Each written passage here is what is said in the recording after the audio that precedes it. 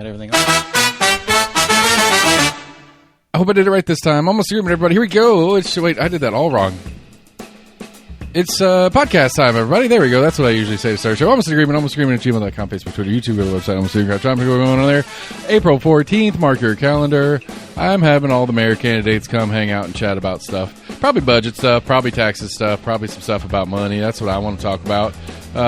Growth planning is always fun, too. We can yell about the stupid tunnel that the boring company wants to build so they can make money off of our infrastructure, their infrastructure, whatever. We got school teacher wives going to jail. We got some fun little random stories this week that I'd noticed. Among other stuff, had a little chat with that Eric character about some really fun flyers that have been going out and how he feels about them. Almost Agreement, almostagreement.com, Facebook, Twitter, YouTube. Go to the website, almostagreement.com. Check out what we're going on there. We are on all your favorite podcast providers. Like, friend, share, follow, text us to your friends. Do what you can do to support the show. We're going to get started in just a second.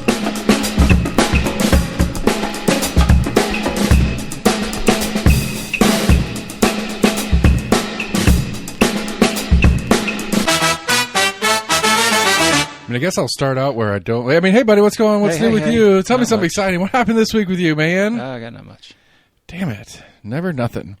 So we'll start with the funny story of the day, I guess. I sent you a picture that I stole from the interwebs, which I love. I hate AI for so many reasons, but this one's great. If you hadn't heard about it yet, there is a flyer going around courtesy of the Scruffy City Pack, something or other, which is a slam on Eric Weider and his puppet candidates. It's a great, it's a photo. It's based on a photo that Eric posted, I think it's part of his Christmas card. It's him with his sweet assault rifle with the banana clip and everything, and then his assault rifle, and he has a, what are those called? What is that thing called? I don't know what that's called. What? The thing that the puppeteer uses with the strings, the little, what's the handle called? Is that what they call a marionette? But marionette's the puppet. Right. The marionette jig, we'll call it that. Yeah. And he's got Betsy and Sherry Super on his marionette jig, and then he's got Barry Beeler and Rhonda Lee on his rifle jig puppeting thing, which, I mean, for all intents and purposes, it's a political cartoon that's been AI graphicked instead of somebody drew it. But had this been in like black and white in a single frame political cartoon, I think it's an accurate cartoon. This gun also says Chicago, which he did spend some time in Chicago. I can speak to this because I did speak to Eric about it. I didn't tell him anything was off the record. I didn't give him any excuse not to answer my questions. Let's see here. So he sent a presser out because he is filing campaign finance violations on. He alleges this is a Mr. Davis, whom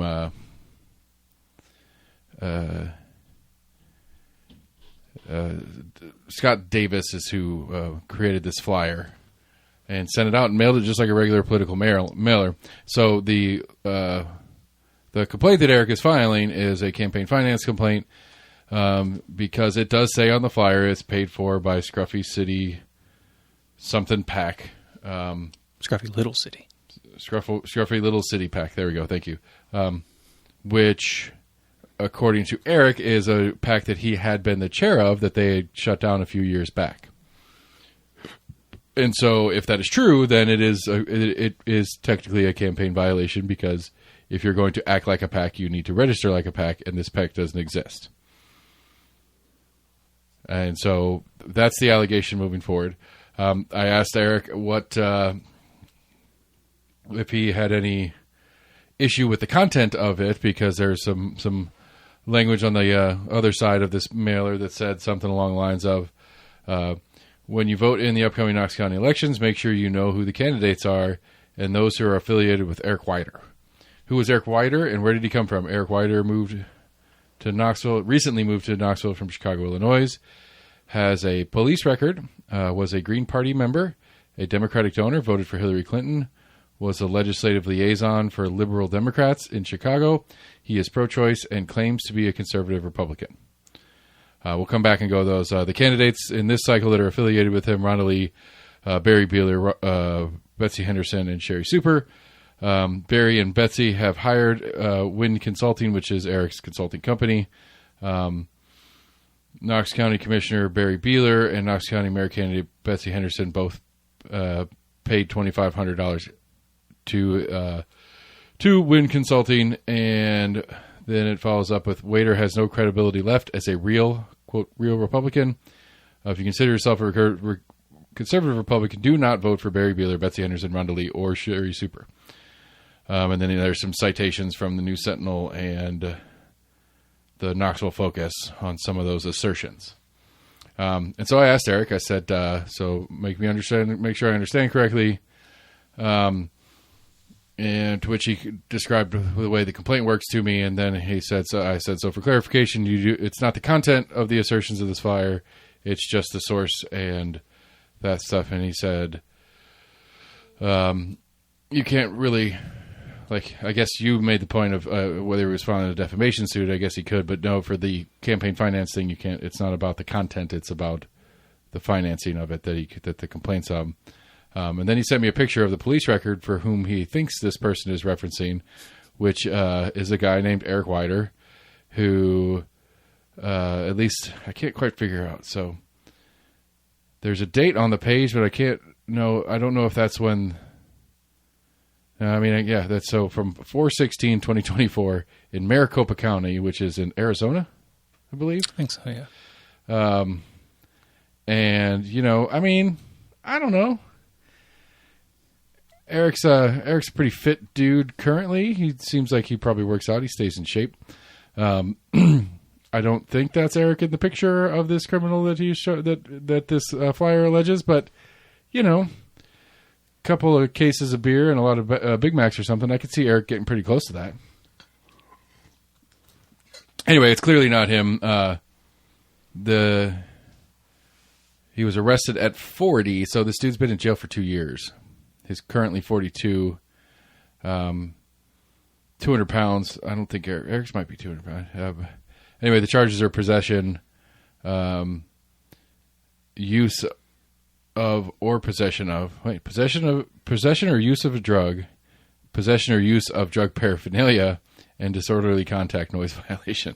That's a funny one. It's illegal for you to have it and use it. It's one or the other. Covers both. Well, that's what I'm saying. It's two separate charges. You have it, or you're using it, and the thing you have. Well, yeah, I guess that's what I'm making fun of. It's you have drugs and the things to use your drugs. Whether you use them or not is irrelevant to the charge. It's having or using and having or using paraphernalia. Paraphernalia is so stupid. Anyway. Paraphernalia has always been a separate charge. I know. It's still so stupid. Because, I don't know. There's not many things that are like, there are things that are specifically designed for, but there's not many things that you couldn't at least feign some bullshit. Oh, it's tobacco pipe. Yeah. That's why they test the residue. Yeah, but if you use a tobacco pipe with weed, does it then become like an actual tobacco pipe and put weed in it? Does it then become drug paraphernalia because of what you use it in or because of what it is? You get you one of them Gandalf Lord of the Rings 18-inch long pipes or whatever that's for tobacco. Is that paraphernalia? Or it's only paraphernalia if you use marijuana in it? I think maybe the latter. I think they could prove that it was paraphernalia if they find that it was used for illegal substances. That's stupid. I don't know. That's dumb. It's just dumb. It's the same thing. It's like, I don't know, like, it's the same thing about that ice case we had here with the dude in his truck parking aggressively. It's like, you're making shit up at this point. Like, that's fucking stupid. A vehicle is either a weapon or it's not. Like, it could be used as a weapon. Like, I could use a stick as a weapon. I could use there's a million things you could use. I could use a pencil as a weapon. It's not a weapon. My use of it is. With a fucking pencil. You're holding a pencil in an aggressive manner. You're threatening a cop with a pencil. You deserve to get executed on the street. So anyway, I asked Eric about the allegations in here, and he acknowledged at least that he was apparently a Green Party and he voted for a Democrat at some point in some 26 years ago or so. Because and again, this is kind of like Eric. I don't know if you listen anymore or not, but look, man, you're the one that's actively chasing people off ballots for not being bona fide Republicans, and then you say a phrase like, quote, "No one cares about who someone voted for when 26 years ago when they were 19 years old. They care about the candidates right now," and then he turns this into a political speech about the current thing. But it's like, you do. You care a lot about who people have voted for in the past. I jokingly asked you to run me as a Republican, and you said no because I voted in that Democratic primary in 2020, which I made the joke back to him about that, and he said, that's incorrect. You would have to have voted a Democrat primary as of August of 2026, so it's more like 5.5 years, not 6 years. Basically, it's the last three of the last 4 elections. That's why that Bayer guy got kicked off. It's not that he voted for a Democrat. It's that he has not voted in a Republican primary in 3 of the last 4 elections in the district, or in Tennessee at least. And so that's the bona fides rules. And so I voted in Republican primaries every opportunity I've had since that 2020 election. So I am now actually a bona fide Republican again. You sure? You still got to vote in this one before you're bona fide. I guess, but I can hit this primary before... I could hit this primary before the general, the county general, or the state primary. As soon as as soon as I pick up my petition or pick up my ballot, I should be therefore bona fide because in 3 of the last 4 elections I've pulled Republican. As soon as you pick it up, you got to turn it in. It's got to be official. You can't just pick that shit up and call it dibs. I don't know. Fuck. Whatever. I don't know. So at least again, I didn't go point by point with him on his on every one of the allegations on here, but he didn't really refute any of them to me. I actually kind of jokingly said, I said Green Party is a strong. I jokingly said Green Party is a strong assertion, and he didn't say yes or no to that. And so I feel like in my conversation with him, he was a Green Party kid as a teenager, which I don't have. Like, I truly don't have an issue with, other than you're the guy running around yelling at people's past actions, and meaning they're not good enough to be in my party because your past actions, but ignore my past actions. Just semi-recent actions. Whatever, it's all horseshit. Respectfully, Eric, it matters to you when you care about it mattering to you, and when you don't care about it mattering to you, or it's something that's not in your best interest, then you don't care about it anymore. You're just like any good politician or political operative? Political operator, yes, exactly. Thank you for the word. You go out there and you use the things available to you when they're good for you, and then you ignore the ones or do the opposite when it's not good for you or whatever you want to do. So that's the Eric case. So we'll see. Whatever Davis is a pretty consistent regular in the donation and political circles of Republicans over the last 20-something years. So is it illegal to, I guess, say that you're a PAC when you're not?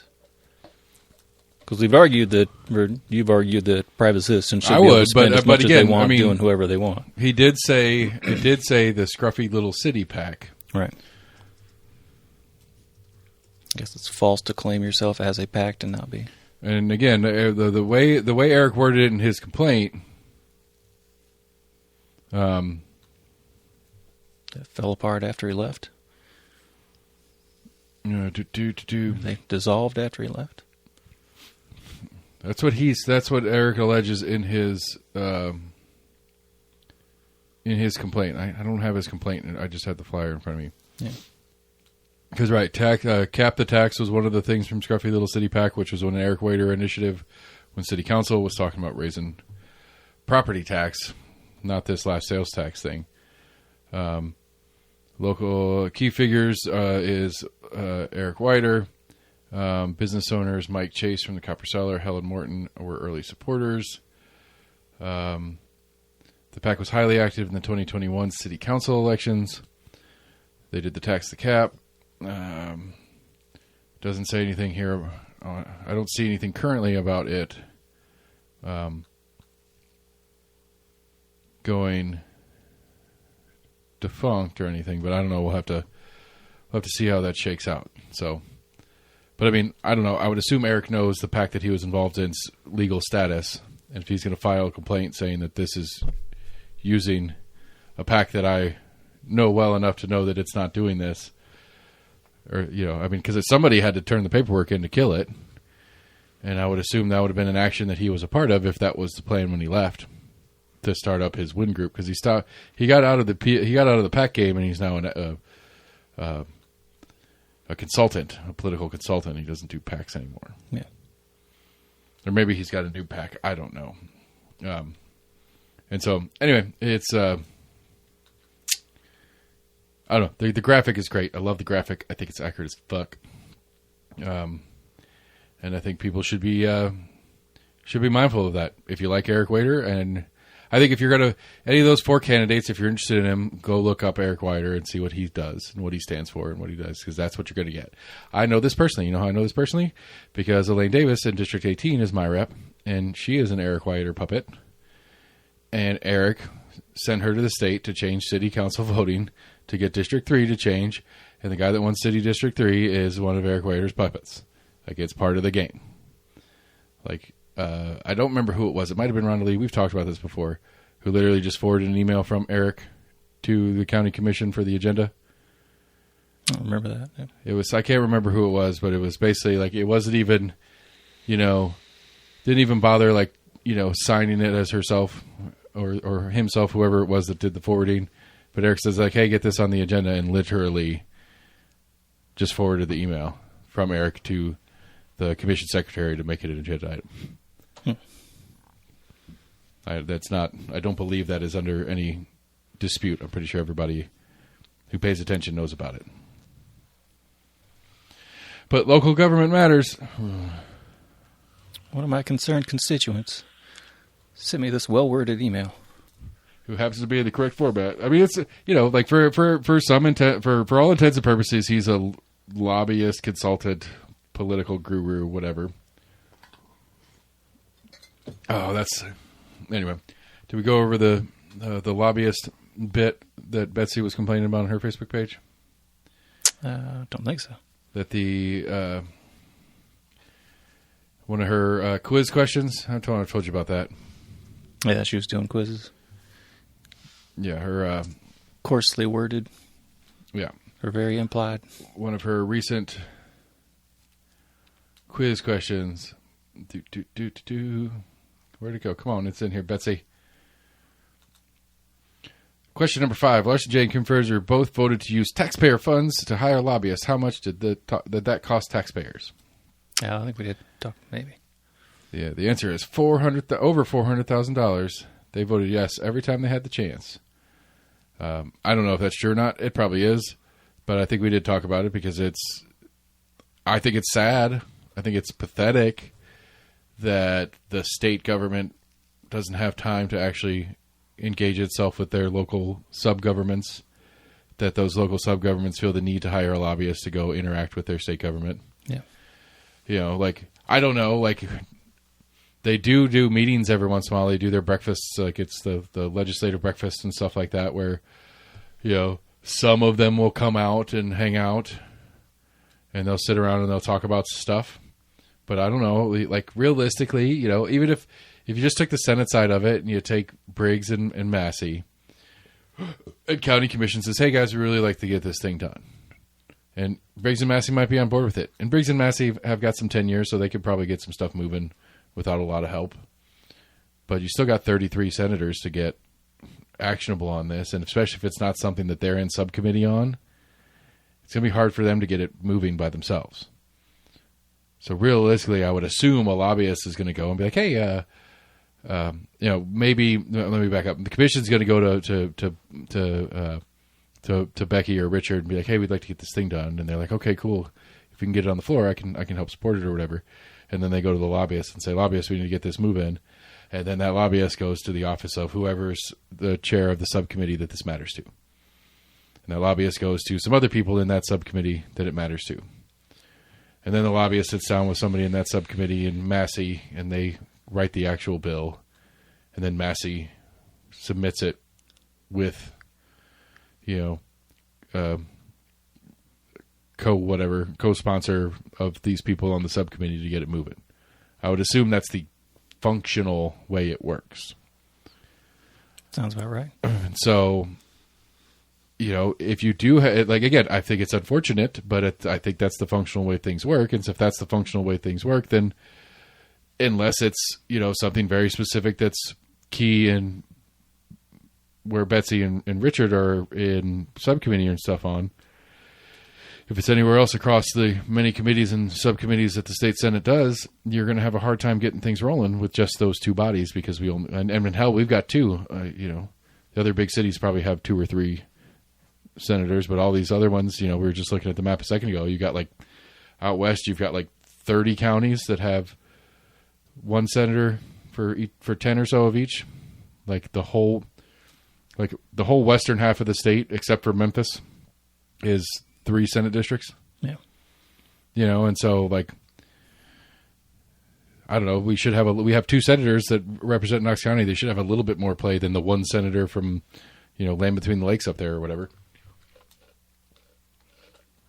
Suffice to say, I think it's sad, but I don't know. Maybe I'm wrong. Maybe I'm just playing assumptions here, but that's my guess. It sounds horrible. At the way Nashville actually works. Question number 7. Larson J. says he's not a politician. However, even though his term is limited, he continues to raise and spend money from his county commission campaign. How much money has he spent for a commission seat he can't legally seek? Answer: D. $122,224.49. Under Section 9.17 of the Knox County Charter, no person may hold the same elected office for more than 2 consecutive terms, and district and at-large commission seats are considered the same office for term limits. Okay. I mean, I don't know. I'm going to guess Betsy's had some money left over in her school board accounts that she spent or donated to her mayoral campaign. No, she wouldn't do that. I'm guessing. I don't know that for a fact. I can see.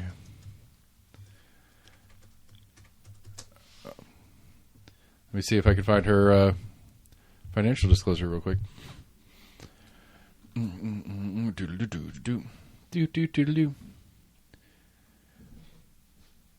What are you doing? What? Oh, it's by seat. Oh, jeez, that's funky.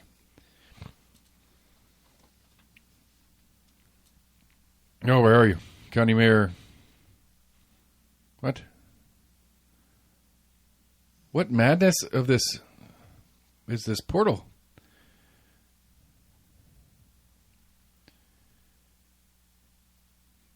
I'm confused. All right. I'll come back to you guys on that one. This is weird. Am I crazy right now? So, in the public filings, they are sorted by office? Sorta? Because I get down here to county mayor, and there's one Richard Lawhorn. It's city mayor. Oh, you're right. That is city mayor. County commission. Okay, maybe that's why. County mayor, Kim Frazier. Boom. There she is. Betsy Henderson, 26. All right. Well, what I need is Betsy Henderson School Board. Let's go to, I think that's under Knox County School Board? Should be. School Board District 1. What is she? District 6, 7? It's triplet 7. That's right. She's Breonna Holloway, Charles Butler, Catherine Bike. So these are currently some candidate challengers that should be incumbent. Well, no, she's not running again, so I don't know if she'd be listed as incumbent. Yeah, so let's go to the 20. Son of a butt. I don't know what I'm doing. All right, whatever. I'm gonna have to look at that. Just gonna go to a guess. But yeah, and so you share. So moving on, off of an election topic. Your favorite YouTube ad has a bill behind it. Finally, you want to read that headline for us? Tell us what, get us on the theme. I know it's one of your favorite topics. Tennessee bill would end certificate of need rules aiming to open more hospitals statewide. I mean, you read it, I presume. Yeah. It's written by Chris Davis, not that one. Relax. I did say your name, though, Chris Davis, just not referencing you. So here's the catch. And I mean, again, like the theory is correct. So the pushback in this article, News Channel 5 Nashville, newschannel5.com, Kopic, or what the bill does, let's break it down this way. What the bill does, the proposed legislation would remove cardiac catheterization labs and freestanding emergency rooms from a certificate of need process by 2027 and acute care hospitals by 2030. Under the bill, hospitals could open where they choose, including next to existing facilities without state oversight. House Rep. Spiky Lambert framed the bill as a step forward, access and driving down costs. This is just the next logical step to try to decrease wait times, increase competition out there, Lambert said. The pushback, Kopek, what was that? Kopek is the chair or something of some medical group. Anyway, says their Prairie County Community Hospital won't likely have to worry about a competition given the community's population size, but some other hospital administrators have real concerns about what removing the certificate of need process could mean for their medical centers. Oh no! Your business is going to have to compete with another business. I'm concerned for you. Sorry, that was not in the story. That was me. Scott Tungate of Macon Community Hospital raised concerns about what deregulation could mean for smaller rural facilities that depend on a broad patient base to stay financially viable. Sumner Regional Medical Center and Hendersonville Medical Center could open up a freestanding ED. What's an ED? Emergency department. Right in the middle of Lafayette. Siphon off probably half of our admissions, Tongate testified. Senate Minority Leader Senator Ramesh Akbari, Democrat from Memphis, also expect hesitation, pointing to other states that have already moved away from certificate of need requirements. I think we've seen states like Texas where they have no certificate of need, and it's really the wild, wild west of hospitals sprouting up. I don't know. Okay, anyway, sorry. Kopek disagrees. In my experience, competition has never been bad for patients. That's the meat and potatoes here, and that's how we've always talked. That's how I've always talked about it. Is like It doesn't make any sense to me, which is why I go, oh no, you might have a hospital open up across the street from you. Maybe cheap in the long term, but and that one, you might have to make some decisions so that people choose your hospital instead of the other one, instead of just being stuck with whatever the fuck you want to do. Right? I guess that's your opinion, sure. I mean, like I said, in the instance of that, kind of one small county where they had one hospital, one more comes in that takes off pretty much half their patients. Okay, and then maybe in the early term you might be able to see lower prices, but eventually, if that hospital, in order for it to stay open, is going to have to start raising prices. Then it's not going to stay open. And then essentially, they both would have to start doing that. If both are kind of relying upon to where they're running pretty close to budget, or they make some strategic decisions to do things differently in a way that patients prefer and are willing to pay more for. There's lots of ways. Or they just start cutting departments. Maybe and then you just have a bones of a hospital again. Okay, or two bones of a hospital. I guess, or they start specializing, and the other one doesn't do that specialty, and that's how they get there. There's 1,000 ways. Like I don't understand. Like I guess to me it's like I don't know. Like I understand how people get really offended by the phrase I'm about to say, but I don't. Why is healthcare any different of a product than cheeseburgers? Would anybody even hesitate for a second to tell McDonald's to fuck off if they said, "Hey, if you let another restaurant open across the street from us, we might lose sales and we might not be able to stay open"? Would anybody for half a second be like, "Oh no, McDonald's, I'm so sorry. Let's put a law in place to make it really hard for Wendy's to open up next door"? In rural counties where, I'm sure you've seen with your insurance, there's only some facilities that are quote unquote within network. So all of a sudden you're driving 3 hours to go to a doctor that's in network. I mean, how does that sucks for you? Sorry. So having two hospitals that are out of network is worse than having one hospital that's out of network? I don't understand what you're telling me right now. I'm saying in the event that a hospital has to close. Okay. That sucks. For whatever reason, even before this whole comment. I mean, agree. Again, like that one I can't play the comparison game with because you don't have a membership to fucking McDonald's versus Burger King, and you don't have to go through a third party to buy your Burger King for you when you go because you just go buy your fucking burger like most products. That's like, yes, the insurance part of hospitals really screws the pooch. But so, I mean, I understand what you're getting at, but I don't believe that has anything to do with the argument in play. Yes, I get the premises. A hospital A is here, and there's an insurance provider. So I thought you were asking me why does accessibility matter? But it's not accessibility. That's an insurance problem. That's not a hospital problem. I thought your original premise was why can't we treat hospitals? I know you said it was a bad comparison to a restaurant or whatever. Right. And again, so like, but yes, I get what you're like on the very, very root thing of it, but it's like, I don't know. If you have a hospital that has a capacity of 100 people a day, however hospitals figure out capacity, obviously their ER capacity is different than their inpatient capacity versus different specialty capacities. However you figure out your capacity, and you're in a region and you're right at capacity, so you're barely doing enough, but you're maximizing. Why aren't you expanding your hospital?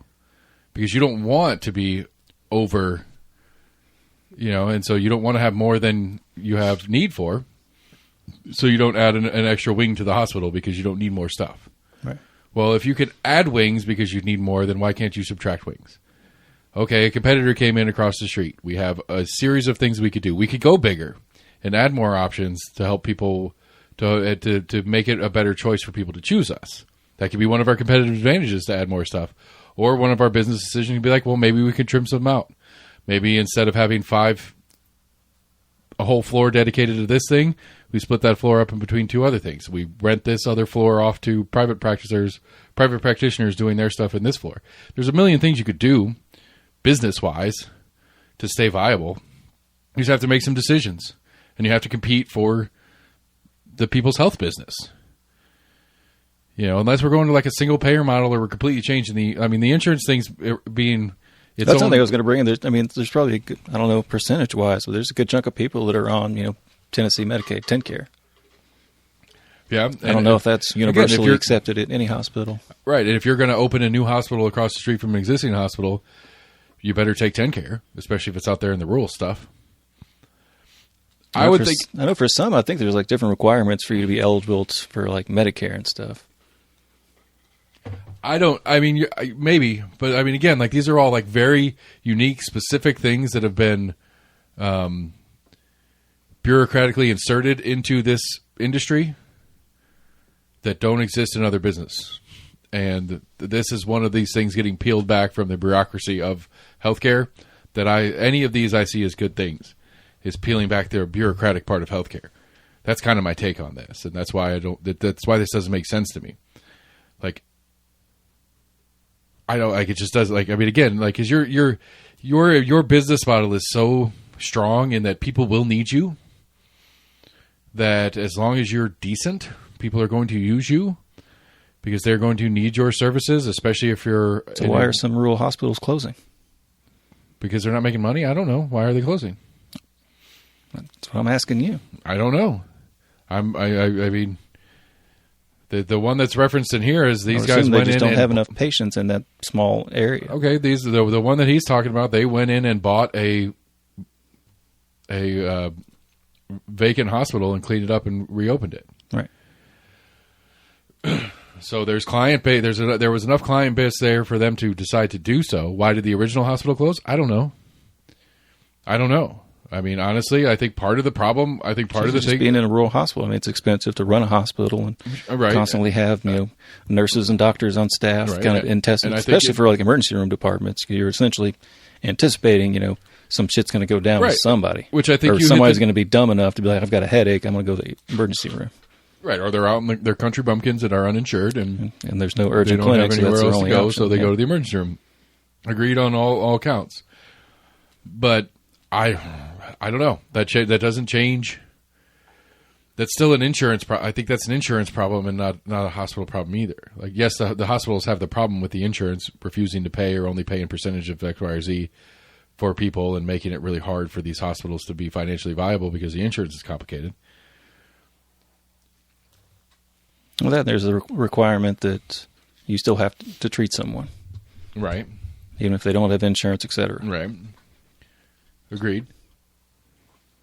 Where hospitals... And maybe that's what... Maybe it's more maybe it's an insurance thing that... Or hospitals are just having to eat that cost. Sorry, maybe it's a business insurance thing, not a health insurance thing, where it's getting very expensive to insure a hospital, especially in a rural area where you have a lot less covered patient base. So when you get stuck with those, you don't have insurance to write these things off to. Business insurance, not health insurance. Sorry, we're mixing insurances there. You know what I'm saying? Do they have it? They have business insurance for losses like that? They've got something like that. I guarantee it. Insurance people will insure anything. As long as for the most part, yeah. If you'll pay them, pay those premiums. Right, they'll pick a number, and and depending on what you're asking them to insure, that number might be crazy, but they'll do it. I mean, I asked for $20,000 if it rained more than a quarter inch in a 4-hour window, and they said sure. Yeah. And so we worked out the paperwork, and I had to, and which was weird because I had this weird this weird thing like clicking in the back of my head. It's like, we might be better off if it rains. If this thing gets canceled for rain and we get that quarter inch of rain or whatever, $20. That's $20,000, and our costs go down because there's a couple things we don't have to pay for if we don't get the event off. But alas, I would much rather do the event. People, don't worry about it. Yeah. But if I ever do cancel an event, expect to see me on a cruise ship or something like that, sipping Mai Tais. I'm skipping town and cashing in that insurance check. So yeah. Anyway, I don't know. I don't like. It still doesn't make sense to me. We've uneducatedly we've rehashed the same argument we've had 1,000 times, and I still don't like. I get where you're coming from on a couple of items, but both of those items seem more like insurance problems and other legal bureaucratic nonsense items that make it hard. Well, I think even outside of insurance or any of that, like I said, I mean, I'm sure you've seen the news. Different surrounding areas that have lost their one hospital that they've had. Okay. I'm assuming it's due to just low patient intake, basically. Right, but because they're in a rural area. I'll bet it's in combination with legal requirements of things they have to have if they're going to do A. Like you can't just do like you have to have a certain number of things, or you have to have a certain this, or it has to be 24 hours, or this, that, and the other that makes it expensive that you may not want to do, and that might be part of what shuts some of these hospitals down. I'd be curious to get some input on that from hospital executives. almostanagreement@gmail.com. Shoot me an email. We'll talk about it. But I'm betting it's as much to do with people, with other factors forcing hospitals to do certain things that they can't afford to do. And so the easier answer is just to shut it down. That'd be my guess. Again, don't know. Part of that, yes, because the patient base is smaller and they don't have as many patients to spread these damaging costs onto. Whatever this damaging cost is, whether it's, they have to have a certain amount of staff on 24 hours a day, and they just don't need it, but they have to have it because the way the law is written and blah blah blah, and then it just gets to this weird little sinking algorithm of I can't do the math anymore. There's not enough people for me to add $3 to their visit on to offset the cost of doing this thing. That'd be my guess, possibly. But so this cool thing came through. The Visual Capitalist. This is a net migration or loss by state per 10,000 inhabitants in 2025. South Carolina is the fastest growing state in the country, according to this chart, at 79.7 times 10,000. So 790,000. Is that right?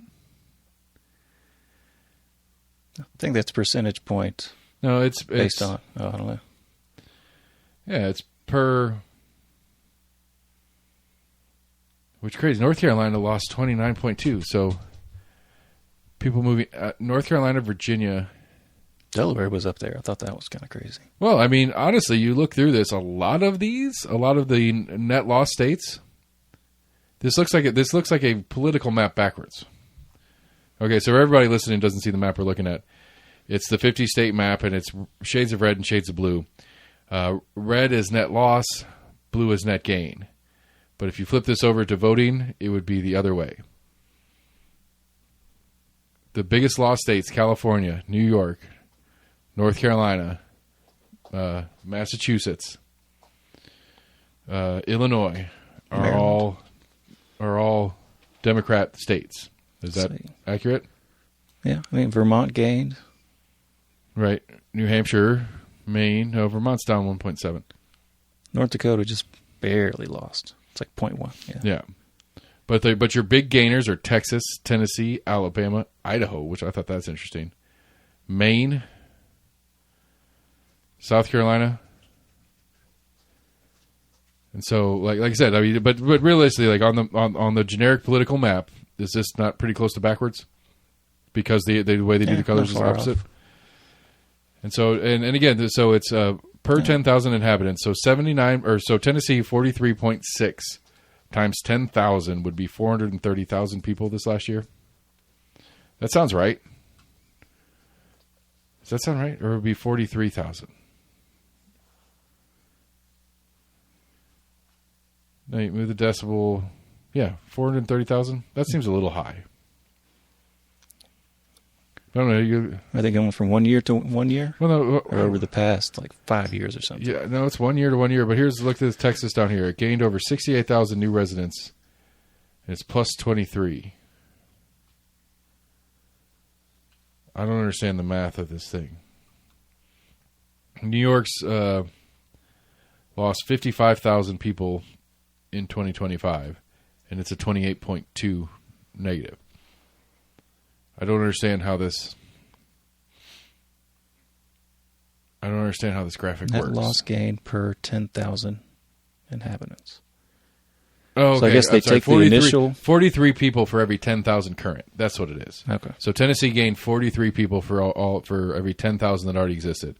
So if that evenly distributed, Knox County, for every 100,000 people that lived in Knox County, we gained 43 people. That ain't fucking right. We gained more than that, but we got the lion's share.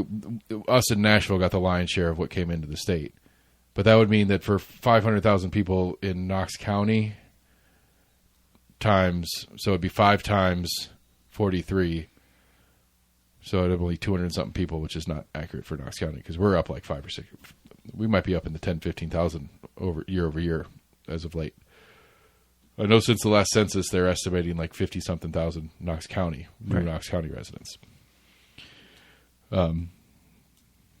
So anyway, that makes more sense now that we figured out the number. So it's 43.6 people for every 10,000 people that currently live in Tennessee were added.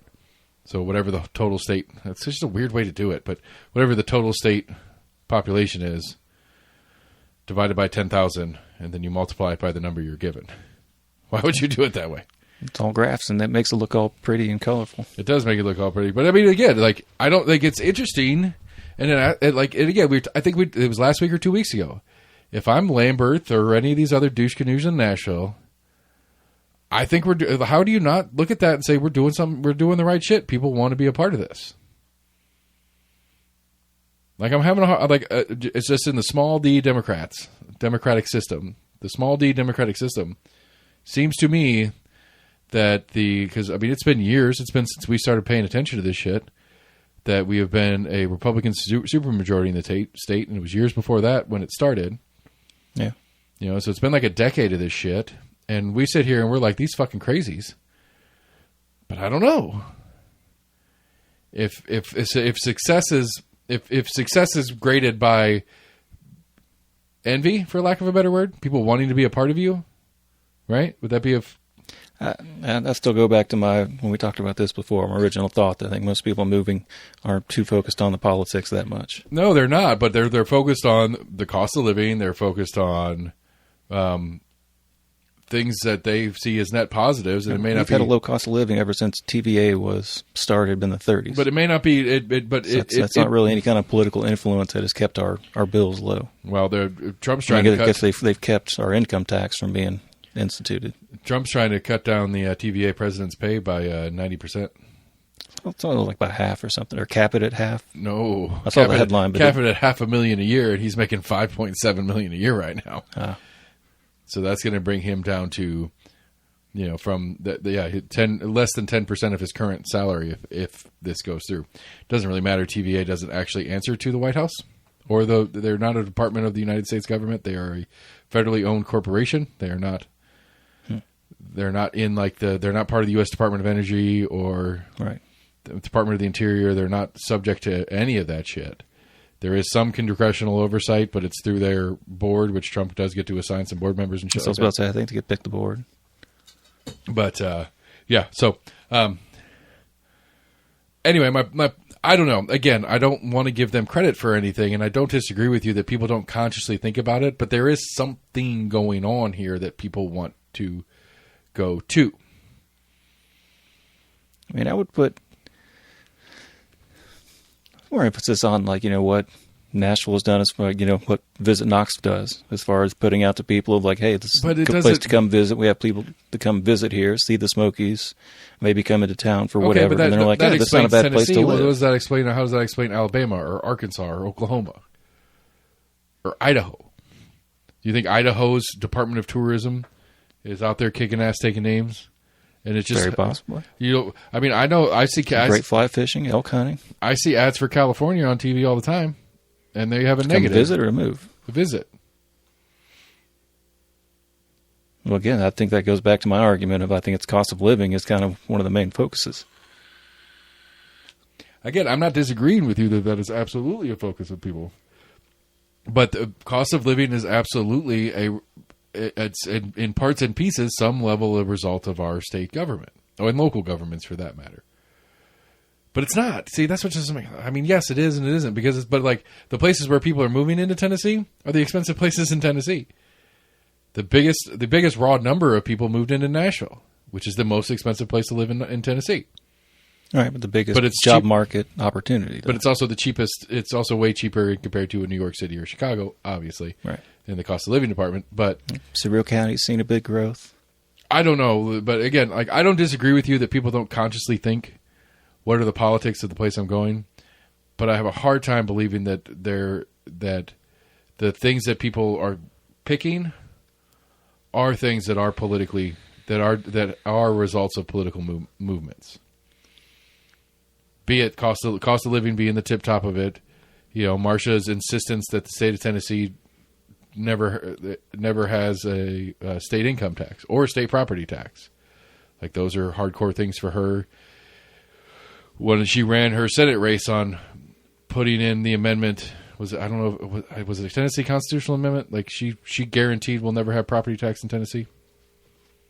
I thought we read something or income about that. tax. I can't remember. One of the two. She was one of the lead pushers on I think it was a state constitutional amendment, making it a constitutional issue in the state of Tennessee for, I think it was income tax. Yeah, I think we looked it up once. And now she wants to come, right, because now she wants to come through and do the property tax. When she wins her governor's seat, she's going to ban a state property tax per the state constitution, which will take the entirety of her governorship because it takes at least 6 years to get it done anyway. To do an amendment? Well, she might be able to amend the Constitution. Well, I don't know if they don't already have it in there. Anyway, she could squeeze it in one term, maybe, if she's lucky. Because it has to be on her ballot. It'd have to be on her re-election ballot. Because it has to be on a governor's ballot. Yeah. As a statewide referendum when it's a constitutional amendment for the state of Tennessee. So she's already got something to run on for re-election. Right. But my point being, again, I have to my point is like I'm putting a lot of thought into this because I'm really struggling with the idea of it because I'm with you. I don't believe that a lot of people are really on board with a lot of the shit that's going on. Did you see the roundtable? There's a video from a roundtable. Jesse actually was the host of it, and the question that Jesse was asking from the audience that the audience gave him or something was like that was about the bill, the death penalty for abortion bill thing that apparently it finally fell through this week. I think so, yeah. But the audience had asked the question. Jesse asked the group the question. It starts out with Sam McKenzie. Sam McKenzie's like, "This is so asinine. What are we talking about?" And so it was a weird mixed panel of Knox County legislators. It was McKenzie, Dave Wright, I think, Richard Briggs, Becky Massey, and somebody else. And so they go down the line, and it gets to. Briggs said something about alien DNA, like we're not going to let people use alien DNA and something. It was a weird thing that he said. And then Massey goes on there, and she's like, "It's just one of those, like it's just distracting from all the good things that we're doing." And it was kind of an epiphany for me because she's done that to me a bunch. Like when I ask her some sticky questions, she's really good about. Well, I want to talk about. And she's going to talk about getting the I-40 bypass project, the Orange Line, back up and running, and that conversation. Yeah. And it's like, yes, Becky, good job, great. But it's not irrelevant what you think about this bill that you may be voting on. And that's what the question was. And so while, yes, it is a distraction from the things you want to talk about, still think you need to answer the question. Not trying to be rude, but it's like, hey, like if this gets to your desk, you're going to, like, if you're on the floor and this comes up for a vote, how are you going to vote on it? Right. Well, I want to talk about my roads. It's like, no, Becky, we're not talking about roads right now. We're talking about killing mothers who kill their babies, if you want to look at it that way. She's part of some committee. I know she's on the transportation committee, but I think they've started some other kind of investigative committee at the state level to look at, they said 7540 to, I think, 640 to look at that stretch. But apparently they're going to look at it for the next 2 years and try to come up with a plan. She was out there standing on the side of the interstate like last year. Yeah, I remember with some TDOT people and whatever. Yeah, they were out of like Watt Road, the way station. I think it's funny because it's just like, hey, we're going to look at this for the next 2 years and try to come up with something that's already a problem. We're going to do a study for something we already know the answer to. Right. Well, so there was one a little while back. I think it was the city doing a study. Oh, it's the Gay Street Bridge study. The city council has hired a consulting company to come look at the bridge and look at what grants and stuff are available between the state and the federal government and stuff like that, and look at how much it costs to build a bridge and build a proposal on what our options are moving forward in the Gay Street Bridge. Leave it doesn't turn into a pedestrian bridge. That paid a lot of money to figure out we're not going to really do anything with it. They did hire a consultant that did tell them that, and that's where we're at. But that consultant said this, even as a pedestrian bridge, you're only going to get a handful of years out of it. Oh, really? And so now they hired another group to go out and do what can we do on the other side of this. So another $1 million. When this there wasn't anything from that first $1 million that gave you any kind of plans of what could go through. Right. Which it's like, I'll take half of that. You can pay me half, and I'll tell you what's going to happen. Right. The federal government's not going to give you a grant for that shit. Your local government can't pay for it. I don't think the state's going to kick it. The further left the city of Knoxville goes, I doubt the state's going to do a lot. Unless UT wants it for some reason, unless UT's part of the process, it ain't going to happen. No. If UT wants it, it'll happen. Guarantee it. I think it's in like Southeast Asia. There's like, places across like a river, but they literally like rebuild the river or rebuild the bridge. It's made out of like rope and twine and whatnot. They rebuild it like every year. It's like a big like community kind of get together and they rebuild the bridge. That'd be fun. We should do that here. Yeah. Like some community involvement. It's like, you want a bridge? Come help us build it. I mean, there's some different, like, I honestly, I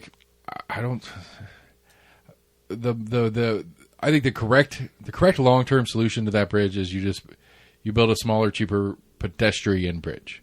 We do another walking bridge like the other one they're building down the road.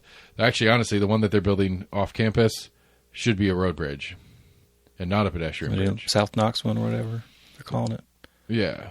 Whatever the one is that they're doing from Thompson Bowling. I'm sorry, the Food City Center. Going across right there. That one should be a car bridge.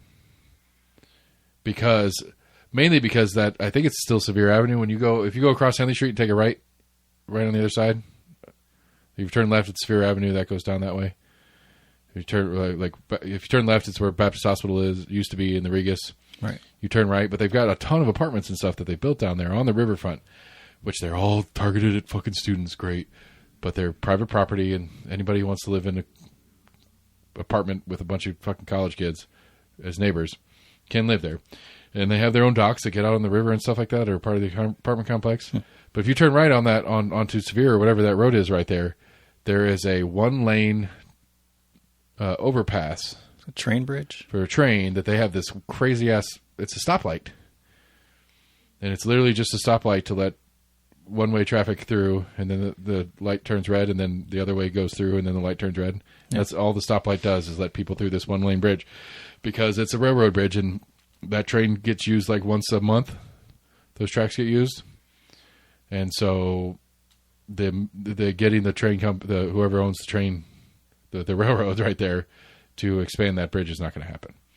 City can't afford to do that either. University can't afford to do that either. Like to get that bridge opened up to even just to get it to 2 lanes wide so the traffic can move down in there. So anyway, my point being is the new pedestrian bridge is going to end on that road, just past that railroad crossing. It's got to be tall enough to have barges go under it. Yeah, but the walking bridge is going to have that too. Yeah. But my point is that the one they're building walking needs to be not walking. It needs to be cars, and then they just need to turn the gate. I think that has to be more sturdy if it's going to take traffic. Oh, absolutely. But I'm just saying, logically, the cost. Logically, it makes more sense to make that one a car bridge and go long term with Gay Street being a smaller pedestrian only, designed for pedestrian only. And honestly, it'd be really cool. This would be a thing that you got to get the Baxter family at Holston on board. If you had a bridge that, as it crossed the river, it started going down to the river level over there by Holston Gases.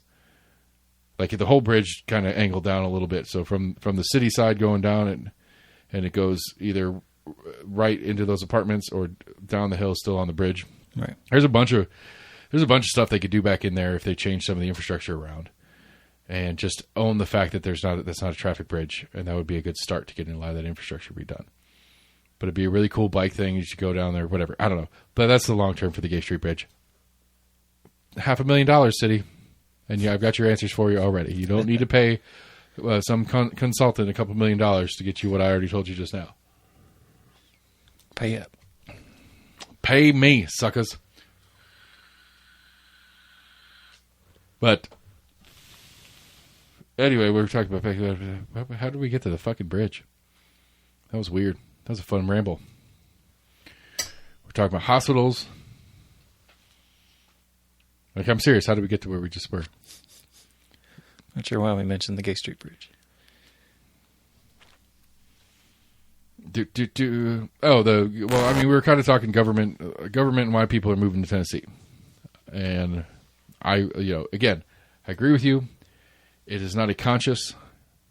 I'm saying it's not somebody who lives in Chicago. It's like, I want to get out of here where the top headlines from the state legislature are murdering mothers that abort their children and hating queers. That's where I want to live. I think you're right. I want to live somewhere cheap that has options for work, that has some natural whatever that's fun to do and beauty and blah blah blah blah blah. But at least the cheap and available for work, those are downstream from state government. Some of that's downstream from state government. Yeah. I mean, at minimum, the tax part of it's downstream from state government. And I mean, honestly, and in my experience too, is you go to Chicago, like the dozens of times I've been through Chicago in my life, it ain't much better than 40 is. Go 95, 96 through downtown Chicago, going from Gary, Indiana, up to Milwaukee, 95. No, it's 96. It's an even. It's left, right. Anyway, I'm pretty sure it's 96 that runs through Chicago. It's potholes. It's like 8 lanes both directions. They do have the weird, cool oases. Yeah. I always thought that was the neatest thing ever. It's actually really kind of dumb. And there's like 8 places you got to pay toll to. Right. But it's like you're paying a lot in taxes. You got tolls. You got all this other kind of stuff going on, and the roads still suck. Well, I can go to Tennessee and the roads suck, but I'm not paying for the roads to suck as much. So that's a win. You know what I mean? We're on 275, and I was like, "This." I thought they just fixed some of this stuff. There's a lot. Up. Yeah, like it's pothole season for reals. Yeah. Yeah, I guess end of winter. But. Yeah, it's bad. There's some bad stretches there for sure. But yeah, there's some 275 right there. One of the spots that they did do recently. There was a new patch they just put in maybe October, and it's not just a couple of holes patched. It's like 200 yards. It's like a whole lane for like 200 yards. It's got new surface on it where it had had fallen apart so bad it wasn't even patchable. Like you couldn't just fill a pothole or two. See, it patched that one area down North Shore. I think it's like just past the little S turn. For a while, it was like broken up right on the edge. When I left last week, they repaved it. You don't have all like the little cracks and stuff that I would intentionally try to go. It's almost on like a blind turn, so you got to be careful. I only do it at night when I can look for headlights. But they repatched it. Now it's just like it's really wavy. It's not even flat. Oh, nice. I was like, oh, sweet, they patched it. And I was like, what the fuck? Let's teed out how it works, my friend. That's a TDOT. That's a state road. So yeah, TDOT did this that. year they do like the cold patches, I think they call it, which are supposed to be a little bit more temporary. I mean, I don't know. I don't know what the solution is, but I get it. It's like the point being is put down good roads to begin with. Well, you can't afford it. But again, like, I don't know. Like, for us here that are used to it or that have lived in it for a while, maybe that's it. Maybe we're spoiled because I can sit here and complain about the roads and have forgotten how bad the roads are from where I've been. Yeah, some places do more concrete. But especially, but I'm just saying, like, in the sense of, if you were living in Chicago and you're paying, like a 10%, 5% income tax, and you're still paying like a 6 or 7% sales tax, and you've got a 4 or 5% property tax on your home that's in the suburbs of Chicago. That's like $1 million house, even though it's not a super great house. It's just $1 million house because it's a suburb Chicago house. Blah blah blah. And you're paying all these taxes from all these places, and then when you're driving through town, you got to stop and pay a couple bucks to and from in tolls. You got a different gas tax there. You got all these different taxes that are adding up on you, and you're like, all these taxes, and they say they're supposed to be fixing roads and shit. It all sucks. In Tennessee, the roads suck, but I don't have to pay the taxes for them to suck. You do. It's just a part of your gas. Right, but I'm just saying I'm not paying as much, like, across all the things I'm getting taxed on, even though some of them are explicitly for and not for X, Y, or Z. But again, same stuff. It's like, well, our schools suck. Bradley County, what's Chicago? Cook County? Cook County, and it's like 3 different counties over Chicago, but like Cook County school system or Chicago Metro school system sucks. And it's like, well, Tennessee state schools suck, but I don't have to pay a bunch of taxes for them to suck. That's preferable. And so maybe that's what, maybe I've kind of stumbled on what the mindset is. It's that I have no faith in government to do anything right or well anymore, so I might as well just go to the cheap one that still sucks. Because what variation of things is going to be good? Does it mean that, like, that was Rogan's thing when he left to California? He's like, I don't mind paying the taxes. I just don't like paying the taxes and things still suck. So if I'm going to pay all these taxes, I want to see some results for it. Like, why would, why would I want to pay, I can't remember. He broke it down one time, and it's like 40-something, 48, 40, somewhere in the 40s % of his annual income was taxed between the federal government and his state and local. Yeah. Like, he was, he's making multiple $1 million a year, but he's still, he's paying multiple millions of dollars a year in taxes. Right. And he's looking around going, why am I paying all these taxes? There's bums everywhere. The roads are falling apart. The mountainside starts on fire every 6 months. He was in the L.A. area? Yeah. The only reason he wanted to be there was to go do his comedy stuff. Right. And so, anyway, like, maybe that's it, though. Maybe that is the bottom line. That is the truly political factor to it. It's really, I don't give a shit about the politics. I just want the places that promise no taxes, because they're all going to suck anyway, at least as far as government services go. I'd rather just not pay for sucky government service. Yeah. I want to say Idaho's got a big increase. Probably people leaving Oregon and Washington.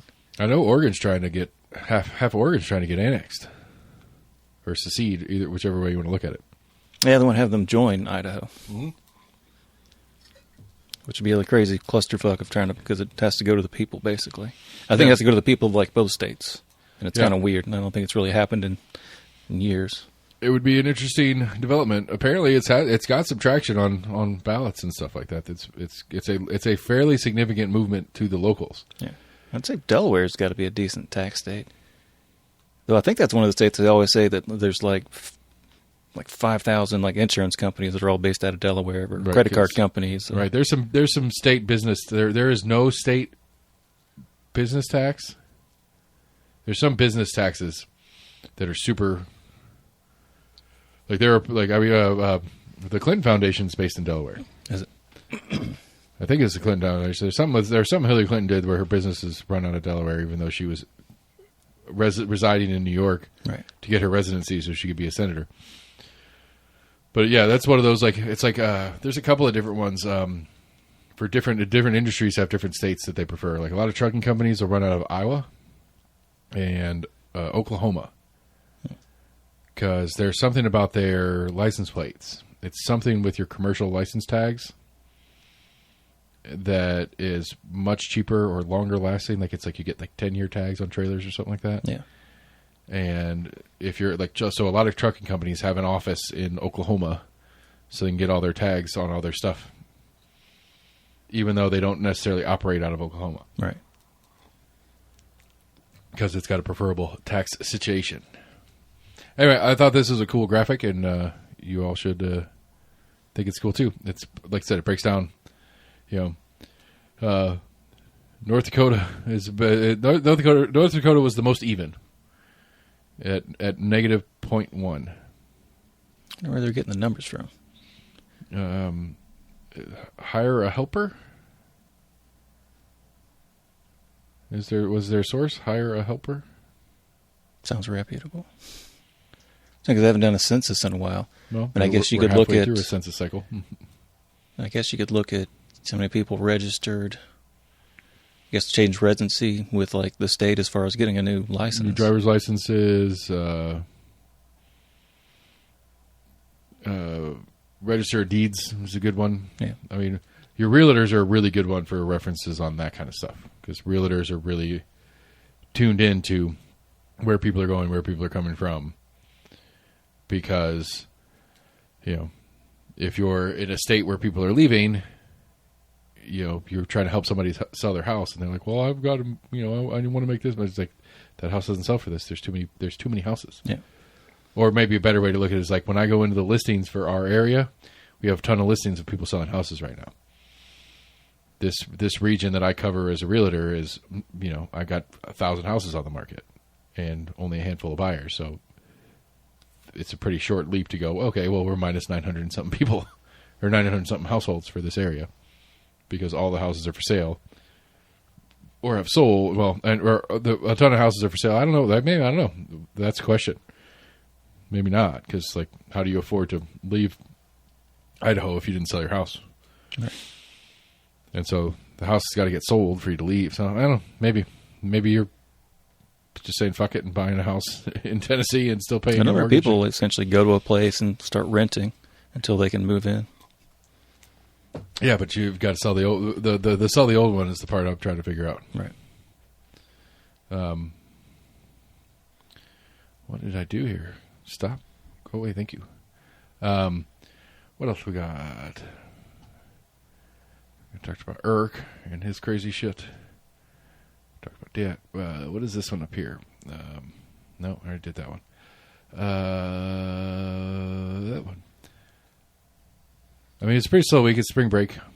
Woo, show me some boobies. Tennessee, I got to pay my taxes. Shut up. Leave me alone.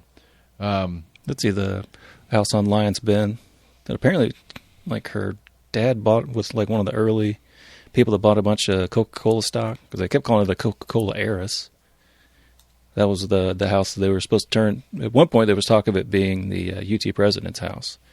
Oh, they tore down. They're rebuilding. They're building a new house there. No, they're not building it. They've like fixed it up. We looked at it when we were looking at like nonprofits. It's like the Aslan Foundation. Yeah, I guess it's getting ready to open up to the public. I did see that. I've driven by there many a time, and I've been seeing work crews doing stuff. But the other one, the big one that's a little further down, had the walls like. Oh, that one! I think they subdivided. They put like 2 plots on it. Oh, they tore it down. They're building another big, giant, brand new I saw thing. somewhere they're going to split it into 2. Well, there might be a second lot. There is a second lot that has never had anything on it, but it's kind of the weird little like corner, and so it's like it's a triangle that goes down to the river, but it only has a tiny bit of the riverfront on it. Yeah. And it's between this new giant mansion and one of these old ones with the big fountain. Like it's got the circle driveway with the big fountain in the middle of it that's down the hill. Oh, yeah. Yeah. And so anyway, they're rebuilding that one. Yeah, I'm curious to go check it out when it opens to the public for whatever it is. We got the Bassmaster Classic starting this weekend. Yeah. St. Patty's Day Parade is that's right today. St. Patty's Day for listeners. If you're listening to this on your way downtown for the Patty's Parade, everybody loves it. I love a parade. I'm not going, but I love a parade. I am in talks with Knox Pride to help take over their parade. We'll see how I'm going to pitch. I've got my pitch that I'm about to I'm getting it proofread, and if my proofreading goes okay, I'm gonna go ahead and send it to them, see if they want to deal with it. I'm asking for a ton of money, and I don't know if that's going to be a negative in my request. Hey, let me take this over for you, and you're going to pay me a bunch of money. Right. But I mean, at the same time, as talking to the guy that's run it in the past, and the whole insurance thing and all that kind of crap, and it's like, there are cities that do Pride festivals very similar to Knoxville's. That Knoxville's is bigger than no, it's not even a per capita thing. It's just like literally, there's a period of. It may have been surpassed, but I mean, obviously it was surpassed this year because we didn't have the parade. But it's one of the biggest Pride parades in the South. Really, beating Nashville and Charlotte, like big cities, much bigger cities that do have an event that aren't as big as Knoxville's version of the event. And so I would love to help get it back on its feet and do all those kind of things. But you also get into big cities like Atlanta and Nashville, Charlotte, and other major cities in the South, where the local Pride organization has a full-time employee who runs that's all they do all year is prepare, set up, do this thing. And, it's probably not a huge salary, but it's probably a $50,000, $60,000 a year job. And I'm not asking for that much to do it for them. And I'm also coming in blind, and I've got to, I'm going to have to put a lot more effort into this to get rolling than somebody who's been with them for a long time. Sure. And then I also have to figure out if I'm going to need to navigate the politics of it, because, I'm a libertarian. I don't care. Apathy is the word I would use. It's not. You probably have some pushback from getting like sponsors. They're like, I don't want to be affiliated with that. We'll see. And I mean, but I want to be. When I get. I'm requesting to sit down with the board and. I've given him I'm going to give him my pitch. I'm going to sit down with the board and I'm like, if this is something we need to address, this is something I think we need to address right now. This is me. This is who I am. This is how I feel about things. I'm not changing my opinions. I'm not doing anything like that. If this is a deal breaker for you guys, just go ahead and it's not a disdain thing. I'm not going to like you guys any less or more. But if it's an issue that you guys don't want to deal with, or you're not going to support what I need to do, you're not going to support what I'm trying to do because of who I am, then let's go ahead and kill this now, and let's not, I don't want to get halfway through this thing, and it becomes like this political quagmire of, well, you got a straight guy running your Pride Festival? I don't think that would be an issue. I wouldn't think so either, but I would want to get it out there. I want to be ahead of it, is my point. I want to get it on the front end and make sure that everybody understands and is on board with it, so that it doesn't become like this weird backdoor scandal from somebody that's pissed off. Yeah. People will do it. Maybe not in this one, but people will do. People do things like that. Possible. We touched on the TVA thing. I think Trump's mad that there's anybody that the government pays more than him, I guess. Yeah, I didn't read the article on it. I don't know if there was an actual reason behind it, or he's just trying to cut corners. I mean, I was trying to look. I was trying, like, while the Compass guys were talking about it, I was trying to look some stuff up, and I couldn't quite find it. So the president makes like $400 and some change a year. I think so, yeah. And I assumed, like, the Surgeon General would be up there. But apparently the Surgeon General, by rule, is always the naval. It's always somebody in the Navy.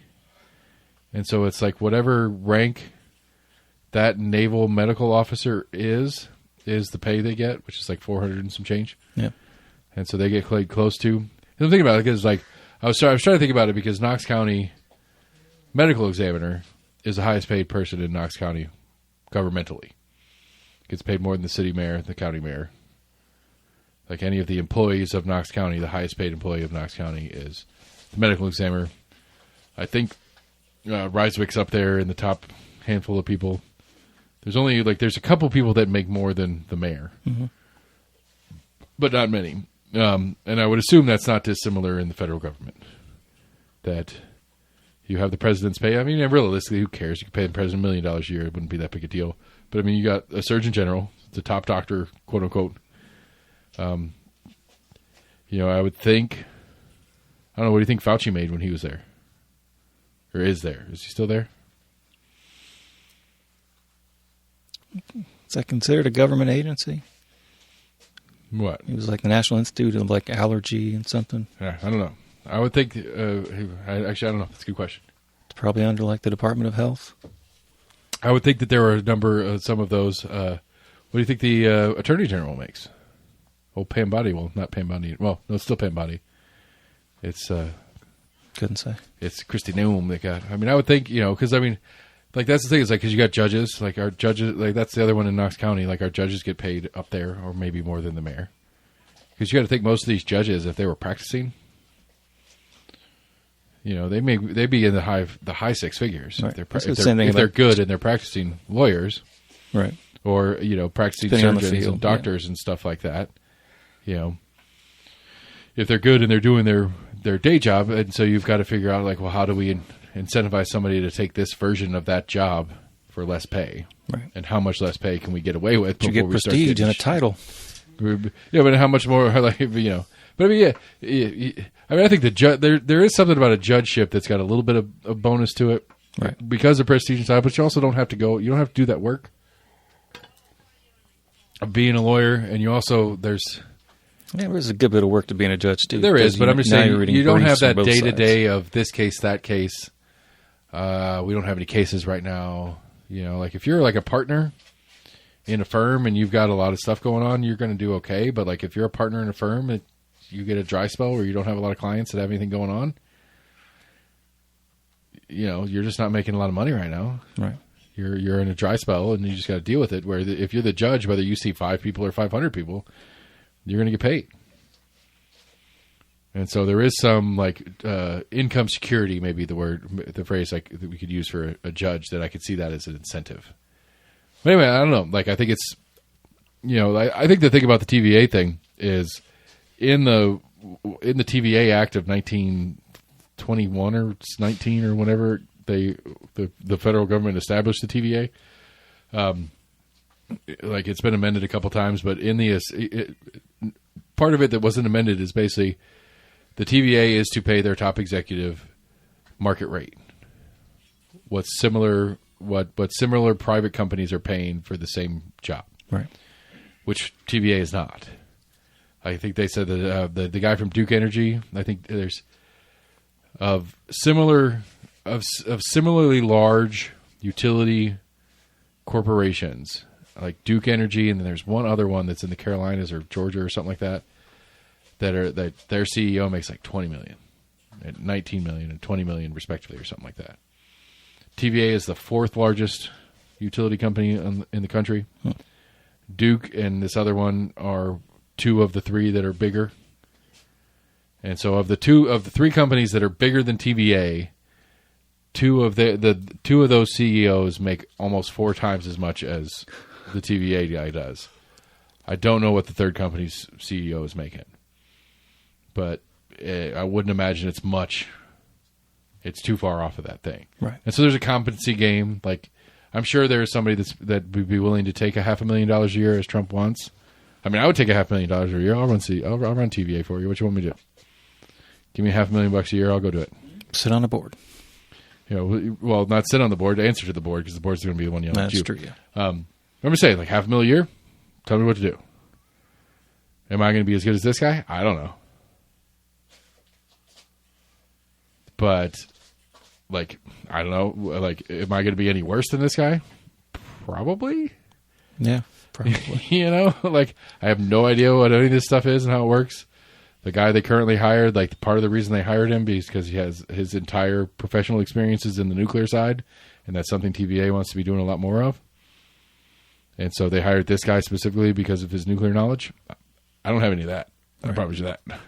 But I'll try. Give me, I'll just give me 4 years. I like nuclear. Give me 4 years, and I'll push. I mean, I'll push nukes. I mean, I love the nuke stuff. Give me 4 years. Let me bank $2 million. If nothing's exceptionally better, fire me, and I'll go on my way. Yeah. I'll probably write in like another couple million. $1 million severance too. Right. There's a couple million, golden parachute in there. If I'm not as good as you want me to be, and I'll go on with my life, and TVA will continue to exist and whatever. And so I don't know. It's weird, because at the end of the day, with the scope of TVA even if you cut his salary from $5 million to $500,000, me and you ain't going to see maybe a nickel a year in lowered costs of our energy. They're not lowering costs. I mean, they won't anyway. You're right. But if they were to be true about it, it would be like TVA is so massive that that's going to spread across so many households and businesses and people that use their energy that we're not going to, like, it's not going to, that is not the cost that we're worried about with TVA. Yeah. So I don't know, whatever. This other one, I don't know if have you seen this one? The Trump administration's pitched a fit about some of the language on some of the signage in the national park system. Any reference to that? Oh, yeah. A little bit, yeah. Any reference to basically like human impact on environment, negative human impact on environment, or like some of this like weird, like apparently there's like I don't know if it's the Mount Vernon in Mount Vernon in Virginia. Yeah. G-Dub's house. Right. Apparently there was some signage out there that shows that made reference to the like 100 and something slaves that he owned that they removed. Heard something about that. And I'm not sure. I'm just not sure. Like it's not historically accurate. What's the point of removing that? Like, is that like, I don't know. Like, are we that? It makes people feel bad. I don't feel bad. Don't remind us of our past. I don't feel. I think really feel bad. I think it's important to know, and I think it's important to own that part of our history. Yes. Yeah. But knowing and owning it doesn't mean I feel bad. But acknowledging that that was. I thought that was some of the reasoning behind it. Oh, maybe was that it kind of like disparages America. I mean, right. It's the same thing with like some of the school system stuff that's been going on about like, you know, let's make the we don't want the white kids to feel bad about learning about their grandpas owning people. Another thing with the Park Service, I want to say there was like a 1-800 number that the administration put out for people to call to like report if they go to a national park and like see something offensive, basically. Oh, sweet. Calling complaints. Do you think they got pictures of Trump in like the office? Like, I know they do that with like military bases. They always have the picture of the commander in chief. I wonder how many people call and complain about seeing his face places. Doubt it. I don't know. Like, I mean, scouts make like in, you know, in BSA they have the whole like we didn't have a picture of the president floating around with us, but like they have a whole like hierarchical guide to leadership and the president being the top of it kind of thing. Mm-hmm. So I don't know. I don't know. I think it's. I mean, the stuff that's going on in the Smokies tends to be more on the environmental front than it is on the historical whitewashing front. Like apparently, like some of the stuff up in Kleeman's Dome, or what's the one they renamed it? I think it's Kleeman's Dome. I think it's Kleeman's Dome. They renamed to the Cherokee name for the mountain beforehand. Anyway, there's a sign on there that still has the Cherokee name on it or whatever. But apparently, like some of the language on it was like explaining why we call it the Smoky Mountains and how the pollution is part of what this makes the Smoky Mountains the Smoky Mountains, because we catch all the pollution from the middle of the country. No, I thought it was just the fog. And some of the, but yeah, anyway, I don't know. It was some reference of that sort or whatever that they removed. And so, I mean, the mountains do kind of block in whenever air quality gets really bad in the summertime. It's because, especially like here in the valley, it's because all that just kind of gets stuck between the plateau and the mountains. Right. Well, I mean, like East Tennessee is one of the highest air pollution regions in the country. Yeah, we're up there because we get a whole continent's worth of air pollution that kind of gets paused on top of us. Yeah, and our coal plants. Well, I'm not saying we don't contribute to it too. Right. I'm saying everything west of us stops on top of us. We're also one of the most allergy-prone regions in the country as well. Yeah, we used to be like number 2. I think we might still be in the top 10, but we're no longer like top 3. Woo! Way to go! I know. Because I got everybody on allergy shots. Can't complain when you're doped up. Yeah, so the other big story of the week was there was some guy that died in 1988, 89, was found on the train tracks I hear anything about that. North Knoxville. It's been a cold case. He's been a John Doe until like a week ago. Oh, I think I may have seen this. Which I'm glad for the family that they found out who this guy was, and the family has some closure. This guy's been missing for 30-something years. I'm not super excited about how they figured out who he was. You want to guess? Forensic data? Forensic 23andMe. Ah. So enough people whom were related to him in some way, shape, or form have gone through some of these DNA genealogy things. Right. That they collected enough of his family's genome to match him to it to figure out that he is part of that family at large, and narrowed it down and narrowed it down and narrowed it down. And so, like, it's really neat that they did it. It's really neat that they can do it. I'm just not a big fan. I don't know that I don't know the legal maneuvering that needs to be done in this thing, if there is any legal on it. So I guess, I mean, my take on it, at least, I don't know. But my take on it is the forensics, Knox County Forensics Office or whatever it is, on cold cases will periodically reopen them and run them through new DNA options that are available. And so for whatever reason, maybe it's some sort of timeline they do it on. It's like, oh, hey, this new DNA technology came out. Let's get DNA samples from all these things. Right. And it's like, okay, well, let's run those against known DNA records. Well, originally known DNA records were other criminals, other this, that, and the other that were collected through that format, and there was no matching stuff, and so it sat there.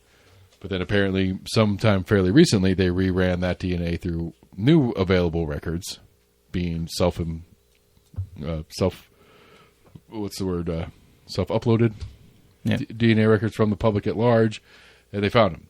Which again, super cool, super excited, super neat that it's a thing we can do. Not a super fan of some of the implications of what that technology can do. Kind of concerns me. Same thing with my camera shit. The only real argument I have is none of your fucking business. It's not a really great argument. It's not very articulate. But I don't know if there's an option to like opt out of some of that. Well, it's like, but who was it? I don't remember. It was 20. I think it was 23andMe. Actually, it was the one that was going bankrupt. And so it was one of them, yeah. Right, and then when they go bankrupt, what happens? What happens in bankruptcy? There's a couple different chapters of bankruptcy that people file. One of those chapters is just straight up bankruptcy, and then all of their assets go basically to auction. Right. And anybody who wants to can buy all their assets. Well, what assets do 23andMe have? Lots of DNA. They have. It's not even the DNA that really matters. It's they have tons and tons and tons of hard drives information full of data on people. And now that people data is getting bought up by the highest bidder, who has no responsibility to any of the user agreements or anything that any of the people that uploaded their data to those people agreed to. And, again, it goes to the same thing with the Guthrie case on the camera systems thing. Like, we have slept-walked ourselves into this weird surveillance state thing. And I don't know. I'm a paranoid tinfoil hat psychopath, and you should all think I'm crazy and laugh at me because I'm stupid. But like, I see all these things as net negatives. It scares the shit out of me because it's just slowly coming. It's slowly coming together, and then you throw AI on top, which makes it easily discernible and much more for easy practical use for whomever feels like they want to use it. And it scares the crap out of me because the Guthrie case with the doorbell ring cam thing, right? Because the local PD couldn't get it because she wasn't paying for her subscription, but the FBI could get it. How'd the FBI get it? If she's not paying for her subscription, it shouldn't be stored, right? Amazon's still storing it, which means Amazon has access to it. And when the FBI comes to Amazon and asks for it, Amazon turns it over. So, like, all of this is just getting piled up in some data warehouse somewhere. And now AI can start, rifling through it at rocket speeds. And it scares the crap out of me. And then again, you throw that in with the DNA testing and all the DNA data that's out there on. I mean, I think at this point enough people have done a 23andMe or some genealogy, whatever, that I don't think it matters if you did or not. Your DNA or close enough information about you No, if you haven't donated, they have nothing to compare it to. If you pull you out. No, they absolutely do. How?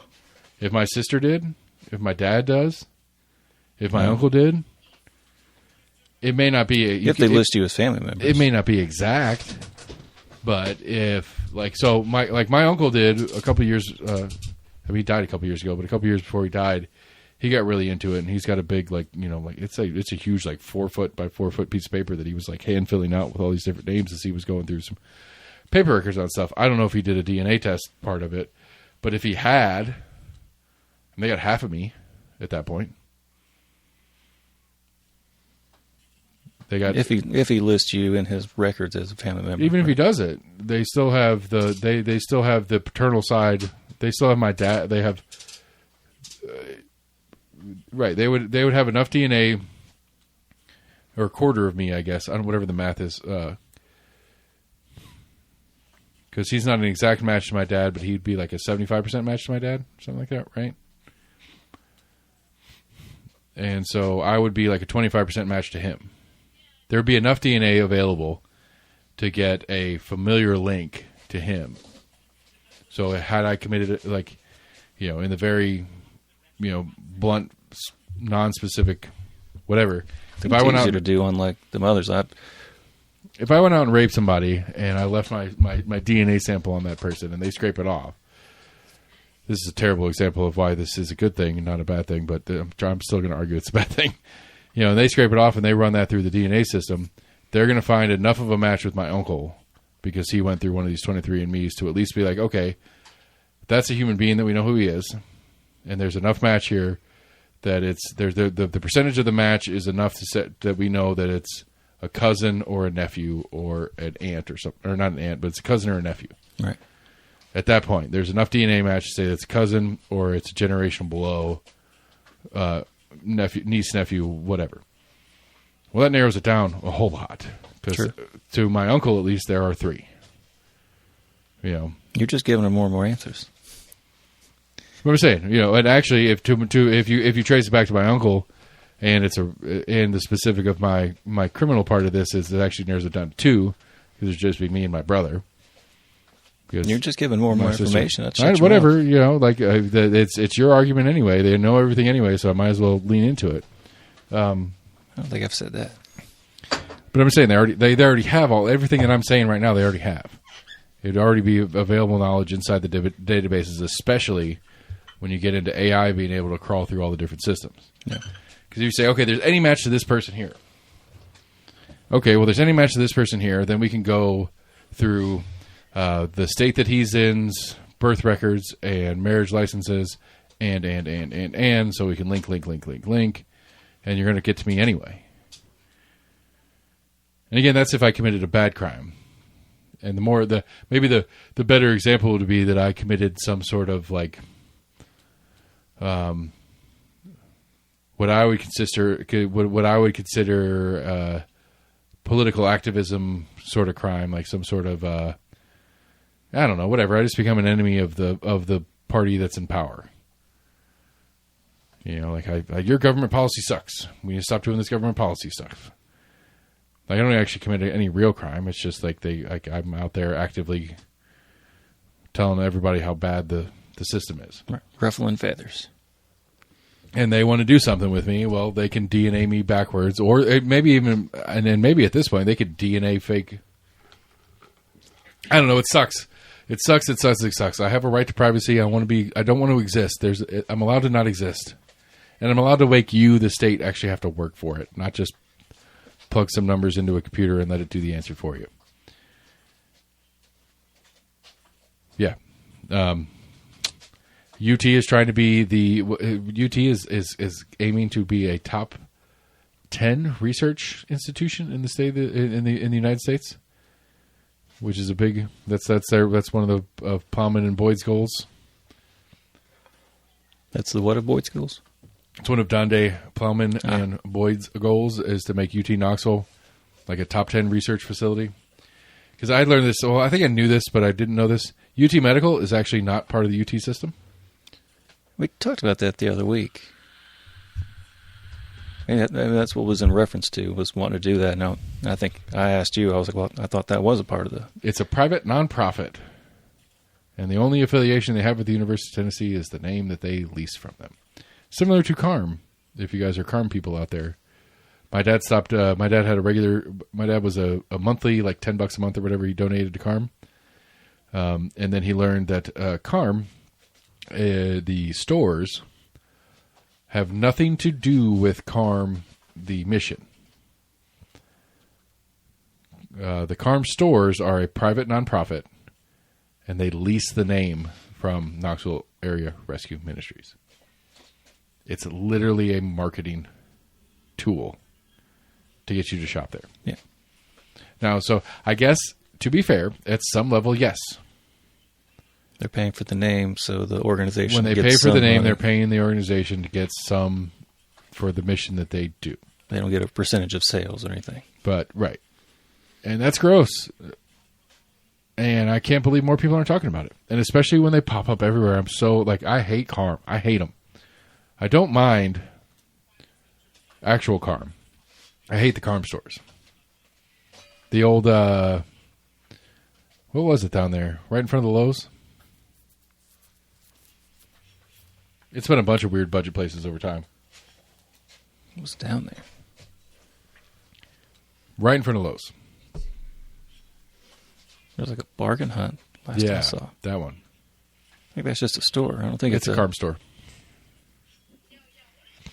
I went there once. I just thought it was just like a generic store. No, it's a CARM store now. Oh. Like it's like brand new CARM store. CARM just took it over. Like they don't have real signage on it yet. It's just... It's just goodies back in the day. Yeah. Oh, yeah. That's what it was. Yeah. It's a banner. It's just a banner on the building right now. They haven't even put a real sign up yet. I mean, they're fucking everywhere. Yeah. And they're expensive for used shit that they don't pay for. Like that's what bothers me about it. It's like, okay, you've literally like it's a genius concept. To be fair, it's a genius concept. People donate their stuff to us, and then we sell it up. We sort it and clean it up and sell it. And you think by buying it from us, we're donating the thing, but we're not. Like it's brilliant. Like it's a brilliant total scheme. It's just a really gross scheme, and I'm like, I why isn't this a big story? Right. Like, why aren't a lot of people talking about this? Why isn't this a scandal? Because I think it's scandalous. Like I think it's truly scandalous what they're doing because they are not. Like, literally, you're giving your old bullshit that you don't care about, which I guess, no, not really. Give it to me. Like, maybe that's what I need to start doing. Doing my own version of their stuff. It's like, just open up donation centers. Donate your stuff instead of throwing it away. You don't want to take it to the dump. Don't throw it away. It's still decent stuff. Somebody might use it. Right. Give it to me for free, and then I'm going to sell it for more than less than it's worth. I don't know. I'm gonna sell it for some weird number that I come up with, some mathematical. Like I mean, like my nephew, he's a Goodwill hunter. He goes into Goodwills and like, so he'll play around on eBay or whatever all the time, and he'll like, so he has like a general knowledge of a certain subsect of consumer good that people like to buy used versions of. Right. And so he'll just go into Goodwill and look through like different certain places, certain specific items that he knows of. And if they have some stuff, he'll buy it at Goodwill price, which is usually stupid cheap because Goodwill doesn't really pay attention or care what they have. And then he goes and resells it. So he's like a Goodwill reseller. Mm-hmm. And he does pretty decent at it. I see people do it with like furniture. They'll just strip it down, repaint it, or refinish it. I mean, his is like as is. You just buy it and put it on eBay. Buy and resell. Okay. Because again, like, you know, like, I don't know if CARM does, but like Goodwill doesn't put a lot of energy and effort into like researching what they get. They just take the donations and somebody there's like, $5. Yeah. Whatever. It's crazy stories that people find like some super rare things at some of the discount stores like that. I got these cool, behind you, I got these cool like original early or late 70s, early 80s Star Wars toys. I don't know what they're really worth or whatever, but they're really neat and unique and whatever that came through a Goodwill, and I paid like $4 for the pair. I'm sure I could get on and find some Uber collector because they're random. They'd pay like $10 or $15 a piece. You know what I'm saying? I don't know. Whatever. Carm sucks. Fuck Carm. If you don't buy shit from Carm. I'm just going to be just a Carm hater. I'm going to add it to my list of things I'm going to be hateful about. I'll just like drop stuff off with them because I can throw a bunch of clothes in a bag and hand it to them. They don't like go through it and actually be like, "Oh, we can't take this." I'm like, "Here's a bag of stuff. Bye, peace." Yeah. Well, and if you want, you can be like, "I need a receipt." Right. And they're like, "Well, how much do you think's in there?" It's like $100. Yeah. Now, for most people, that's irrelevant. For me, it's worth it. Every time I'll get a receipt and I'll send it to the accountant because it's worth it to me. Yeah. Because I exceed the minimum. See the big. Huh? Go ahead. I guess there was I guess they did settle. It was Live Nation people that were suing them. I think it was like for excessive fees. But I saw the Tennessee among like 10 or 15 other states. I guess they're asking for that judgment. I think they settled out of court. Maybe it was going to trial and it was about to like finish off, or was about to go to trial, and they ended up Live Nation settled for, probably a lot less than what they would have paid if they'd actually gone to court and lost. But Tennessee AG Scrimetti and many other states are basically, I guess, trying to ask the court to null that because they're saying, I guess, it was just too small of a settlement. Interesting. But I think it had to do with like excessive fees or non-transparency of. When you're going on buying tickets, all of a sudden you get to the end and it's like, oh. Right. They're $45 tickets and you pay $200 for two. Right. How does that work? Yeah. I don't know. I don't know. Like I'm so out of wanting to go to concerts and stuff anymore that like I actually don't care that Live Nation sucks. But I do agree. For a lot of people, they don't know where else to find the tickets. You can try to go to like the box office. I mean, most of it, because like some of the part of the Live Nation, because it's Live Nation and Ticketmaster are now one company. Right. And so you've got to get, so Live Nation is the promoter, Ticketmaster is the ticket seller. Right. And if it's a Live Nation show, because like we talked about it, because there's a thing where like if you're a venue and you go under contract with Live Nation, you get penalized for booking outside of them. So it's like, I've got no event on Friday, October, some Friday in October of this year. So like 9 months from now, I don't have an event booked, and Live Nation's like, well, we don't have anything for you. If I go ahead and book something, or if I want to try to book something, I am I'm violating my contract with Live Nation because they get they do all sorts of dirty shit. So yeah. Go, Scrimetti, get after him. Do something right for once. I don't know. So the Rocky Hill pharmacies to go super local. Did you see that story today? I did see. Yeah, they finally got convicted. Got convicted. All three of them. One of those kids. One of this kids. He didn't actually have the teacher, but one of the teachers at his school is the spouse of one of those convicted, and her doodle. And so. I don't know. It's just weird.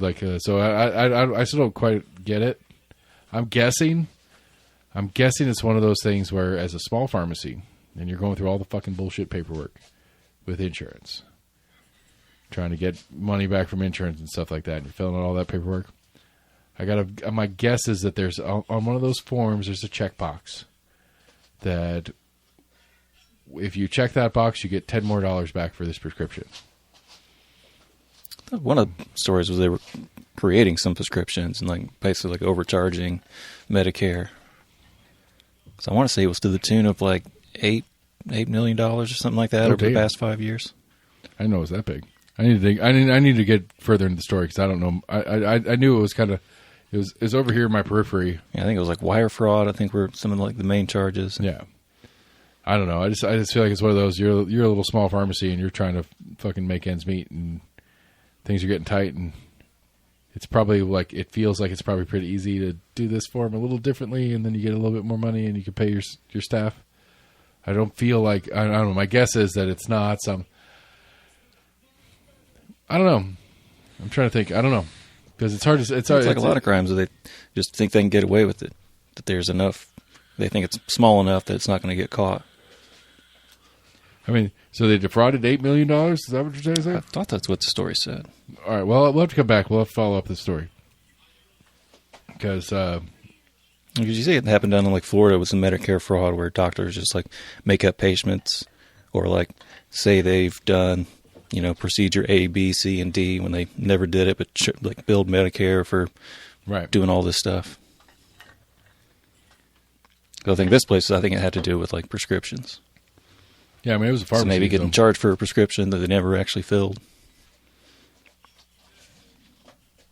I don't know. I'm gonna we'll have to follow back up on that one. I'm pretty sure that covers all the bases I wanted to cover this week. I just want to touch on that one and acknowledge the fact that I don't know much about it. I find it fascinating, and I'm curious, like what the actual specifics are. I don't think they got too hardcore into it. I think they just listed what the charges were, like the base of some of the allegations, maybe. Yeah. The story wasn't very long that I read. Well,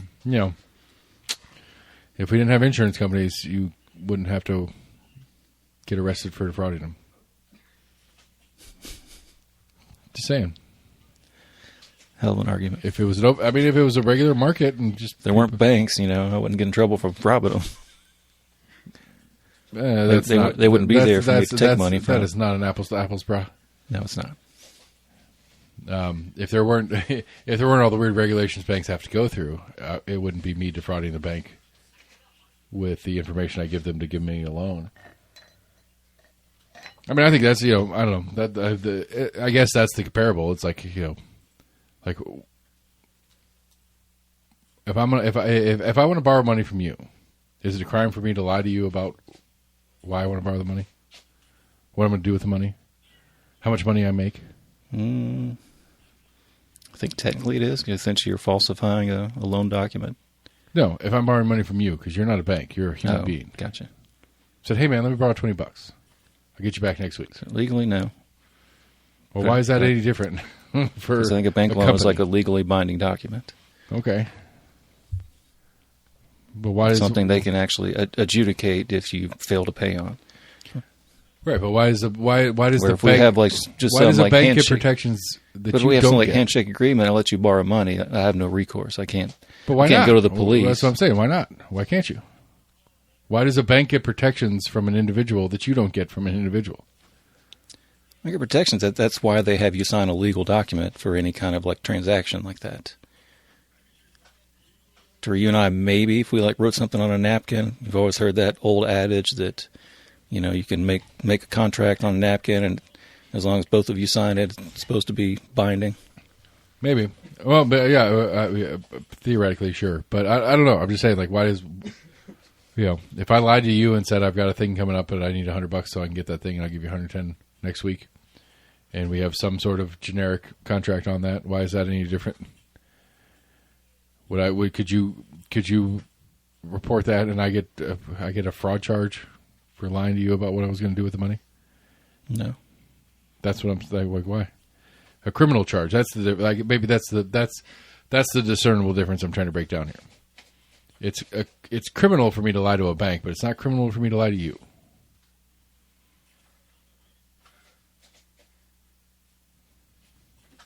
I think only because you're signing that document, the bank, in order to cover themselves. But if businesses are people and they can act politically as people, then they should be under the same purview as people are in defrauding each other. Like, I don't think fraud. Like I don't know. I'm not sure. I think fraud should be criminal. I think it should be civil, sure, but I don't think fraud should be criminal. Okay. I mean, I disagree. If you're defrauding the government, I guess I could understand why that would be criminal. But defrauding another individual, I don't understand that as a criminal charge. But defrauding a business? That's another individual. I'm saying not a bank, but just a business. You think it still should be? I mean, if we're going to argue that businesses are individuals and have the political rights of individuals, what's the case that always gets referenced? What's with the political? So the money in politics thing, Citizens United. Oh, yeah. If you get to act like individuals, you get the protections of individuals, which is jack shit. Right? For the most part, yeah. I mean, this is just me trying to be like philosophically consistent. I don't think I don't know. I don't know that I think it should be criminal to defraud somebody personally. Like I get the premise. Like it should be civilly prosecutable, but not criminal. Like you should go to jail if you lie to somebody, like to some other person or a business. But you should be on the hook for, fixing the cost of what your lie did, for sure. You know what I'm saying? Like the civil difference and criminal difference there. Because if it's a criminal case, it's the people versus, so it's the state versus you, right? Right. So the state, even though they're not the victim, is your opponent in the case. Like, I don't know. That's weird. Anyway, I don't know. That was a random tangent. I'll have to. I have a little bit of rum in me. Shut up. It's been a long week. Vacation sucks for me. Like the kids being out of school is my least favorite thing. I did see a couple bills related to firearms that were going through the legislature. Here? Tennessee? In Tennessee, yeah. What? We love guns. Is it like we're giving everybody guns for free? No, some of it was to, I guess, lessen the state restrictions on where they can be. Start allowing them in parks, and it sounded like it was referencing like federal parks. I think by law you're not supposed to carry in like the Great Smoky Mountains. I'll tell you what, if I'm going to do the AT, I'm carrying. Just saying. I just take a big ass can of bear spray. I'm just saying, like if I'm gonna do the AT, I'm gonna carry. It's I'm like not hiking out when you can't see shit. I'm sorry, I'm out, and like well, how long's a normal human being gonna take to the AT? Like a full summer, right? No, I think you can do it in a few weeks. No, you're crazy. It's months minimum. I couldn't say. Like unless you're one of those weird like endurance athletes that's trying to run it, right? Like if you're hiking a normal hike and setting up camp and doing your thing and doing the relaxing version of it, it's a couple months. Yeah, I'm going to carry for that. Sorry. Not sorry. There's bears. There's mountain lions. I think it was more just trying to get in like county parks, but I think there was mention of like federal areas, which I can only assume was in reference to like national parks. I would think so too. I mean, again, like personally, the police unions aren't in favor of it because I guess it would by law allow people to go to a county park, open carry a long rifle, which I think would alarm most people. I mean, if I went to the park to go like swing on the swings with my kids or whatever, and I see some guy walking around, not necessarily with a tactical vest, but I'd be like, it's a bit out of place, and it would unnerve me. Does it unnerve you when an officer's there with his hanging out on his belt? No. Why not? I mean, it's just a guy hanging out at the park with a fucking gun. Because I know what they're there for. I don't know this person I see. How do you know what they're there for? If they're in uniform, then they're on duty. Maybe. You assume they are. What if it's dude picked up his kid on his way home from school and he's just dropped his kid in the park while he's got a couple hours with some divorced dad that's a cop that end of his shift he picks up his kid from school and he's going and hanging out in the park. Hasn't got home yet, hasn't gotten out of uniform yet. Is it illegal? Like, is it against policy for them to be out of uniform off duty?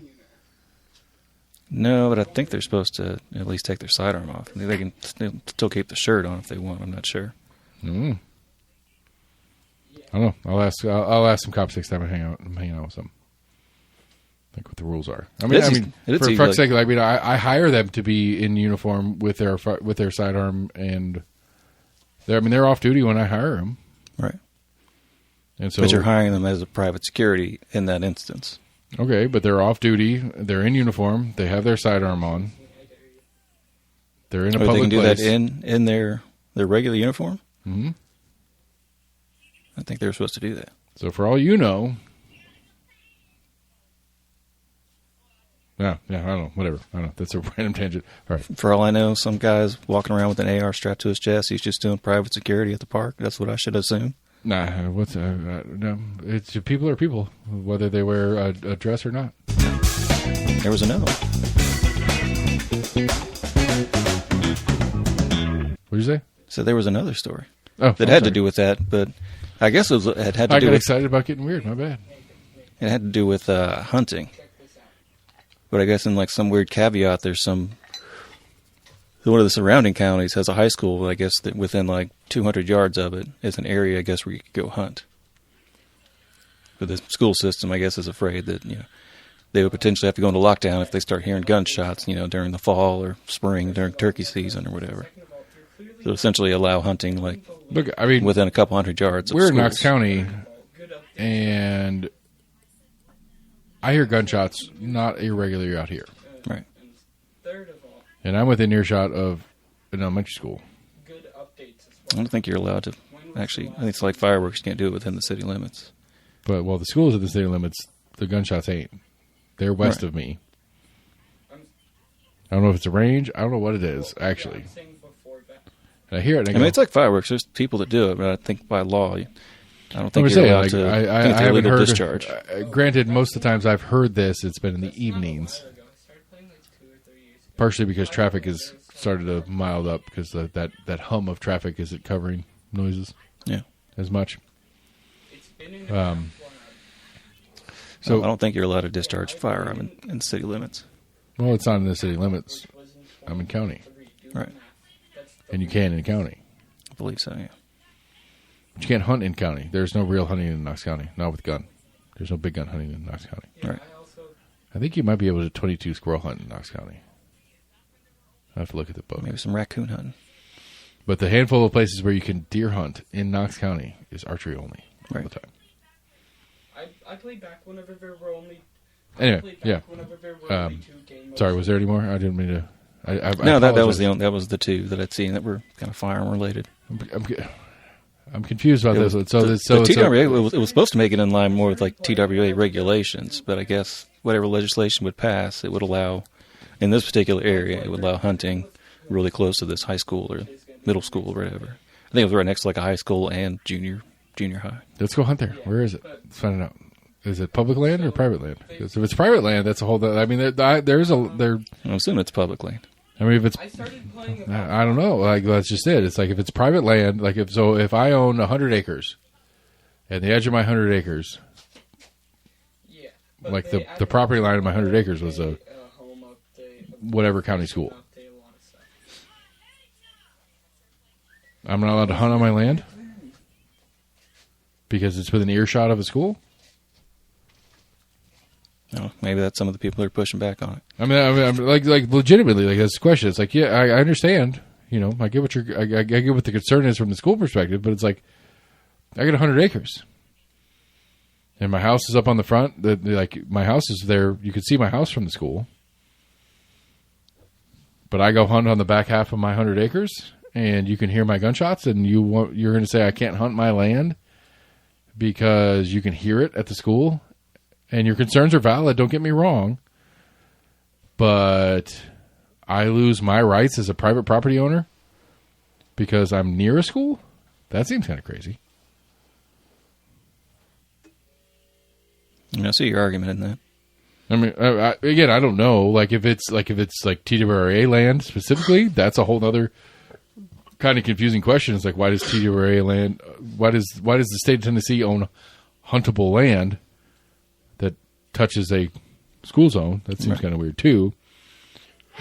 And so like the only other thing that would make sense is that it's some like utility land, like a TVA property, like that we like to hunt on, that's close to a school, and it's just kind of that weird middle ground. And it's like, all right, we need to make an exception for this piece of public land that we used to hunt on because it's close to a school. So I don't know. I'm curious about that one for a lot of reasons. That was an interesting one to bring up. I apologize for interrupting it with this.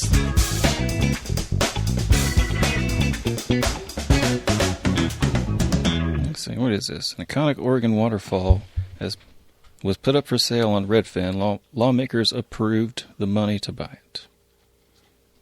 What we got here? The state of Oregon may soon have some new public property. A spectacular waterfall beloved by generations that was recently put up for sale on Redfin. It's known for a 92-foot vertical drop. Its owner, a nonprofit that supports a community of Benedictine monks, put it on the market earlier this year. Oh, okay. So it was private land, I guess, before. That would make sense. The listing worried fans of the natural wonder, but at the tail end of the legislative session, the bipartisan group of lawmakers stepped in and approved $2.1 million to buy the falls and its surrounding land. Way to go, Oregon. Yeah. Except for, those of you in East Oregon that don't care about Western Oregon bullshit. Let's see here. I think we've talked about this story before. So wait, hold on. When it was private land, so it was beloved by the public because they had access to it, and when it was private land, and they were concerned that the new private owner might not let them own it? I'm not sure. I mean, a lot of religious places are still kind of open to the public. I'm saying, like it just kind of dawned on me. It's like I guess maybe since it went up for sale, I guess they were afraid that some other the new owner ain't gonna be cool. Possibly. Current owner's cool. The new owner might not be cool. Possibly turn it into a private resort. Yeah, I mean, it's fair, and I mean that's the correct solution is that the state buys it. Right. Not so it's $2.1 million isn't much for I'm just saying, area. I'm just saying not they buy it and not do some weird like workaround, eminent domain or public good takeover of the property or something like that. At least that's the correct answer. All right. Anyway, yeah, next one.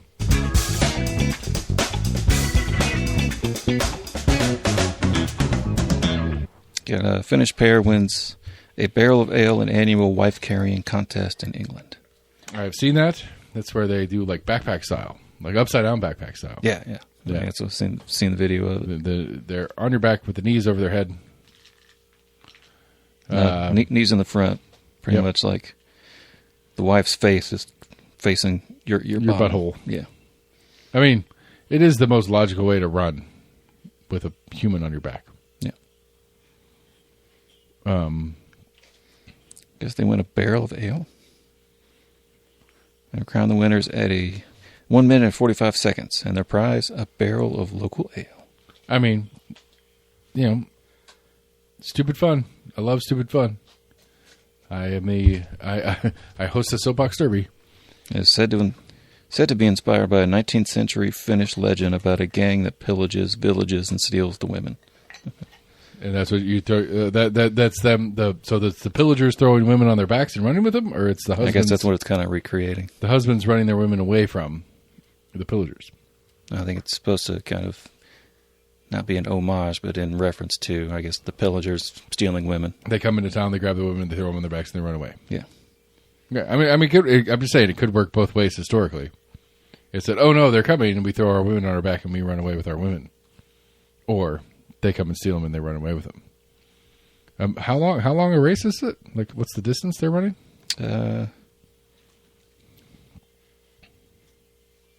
Doesn't say. I mean, it was a minute. How long was it? A minute and how long? The minute 45 was the winning time. That's a pretty good run. Minute 45. That's got to be a couple hundred yards, maybe a kilometer. Kilometer? I mean, 2 minutes? Yeah. You can do it. How long is a kilometer in miles? I want to say it's like 0.7, 0.6, 0.7, something it's like like that. Isn't it like 2.4 kilometers per mile? I don't think so now. So I could be wrong. But it's more than half a mile? Yeah. I mean, definitely more than half a mile. Like my fat ass could do a mile in, if I'm really huffing it, maybe 10 minutes. Carrying somebody? Carrying somebody? Yeah. Fuck no. That's what I'm saying. Apparently they have to weigh at least 110 pounds. I think it's about a half a mile race. No, quarter mile. Let's see. Those under that weight need to wear a rucksack filled with flour or water to bring them to the minimum weight. I mean, it's fair. Have somebody You're going to make it a fair race, yeah. I mean, I don't know, but like, did the dudes have weight limits? Apparently it can be either or. It says you do not have to carry your own wife. It could be someone else's or mate. girlfriend, boyfriend, sister, or brother, organizer said. They should ideally weigh less than you. We don't care who it is. Just throw somebody in your back and run with them. I'm just saying. Pretty much. I don't know. Anyway. All right. Racers can be males or females carrying weight, anyone over 18 and weighing at least 110 pounds. Well, as long as they're of legal age to do things, that's what matters. Assume it's for insurance liability. Somebody getting dropped on their Absolutely. head. I wonder if like the cheese rolling thing, or if you have to sign a waiver. Absolutely. Yeah. Pros. Yeah. I mean, I watched that video. Well, I mean, it's universal medicine. That's right. You're in Britain. You can break yourself all you want. The course is 380 meters or 416 yards long. There we go. Yeah. So what did I say? A couple hundred yards? You were trying to say a mile at one point. No, I was trying to do the math on a mile. Right. Because but the fastest runners in the world do a 4-minute mile. So I figure half that is 2 minutes. Put a person on your back, you're looking at like a quarter mile. How many yards is a quarter mile? Don't know. I'm right. Okay, you're right. I might not be right. I don't know. Almost agreement, people. That's what we do. Probably not right. Because it's me. Almost agreement at gmail.com, Facebook, Twitter, YouTube. Go to the website, almost agreement. We're going on there. April 14th, everybody, mark your calendars. Come out to my mayoral debate. I will even have the Democrat there for no real good reason, but he'll be there, and we'll talk to him, and he'll be able to answer questions, too. Yeah. So check it out. Almost agreement at gmail.com, Facebook, Twitter, YouTube. Go to the website, almost agreement. Check out the website. Go to your favorite podcast provider. We are on there. Like, friend, share, follow, text us to your friends, 5-star review, whatever you can do to increase our visibility to other people that want to know what's going on in Knoxville, Knox County government, and state stuff with a little bit of federal here and there. You know what we do. Yeah, we'll get back to it, and we'll talk to you guys soon. All right, bye.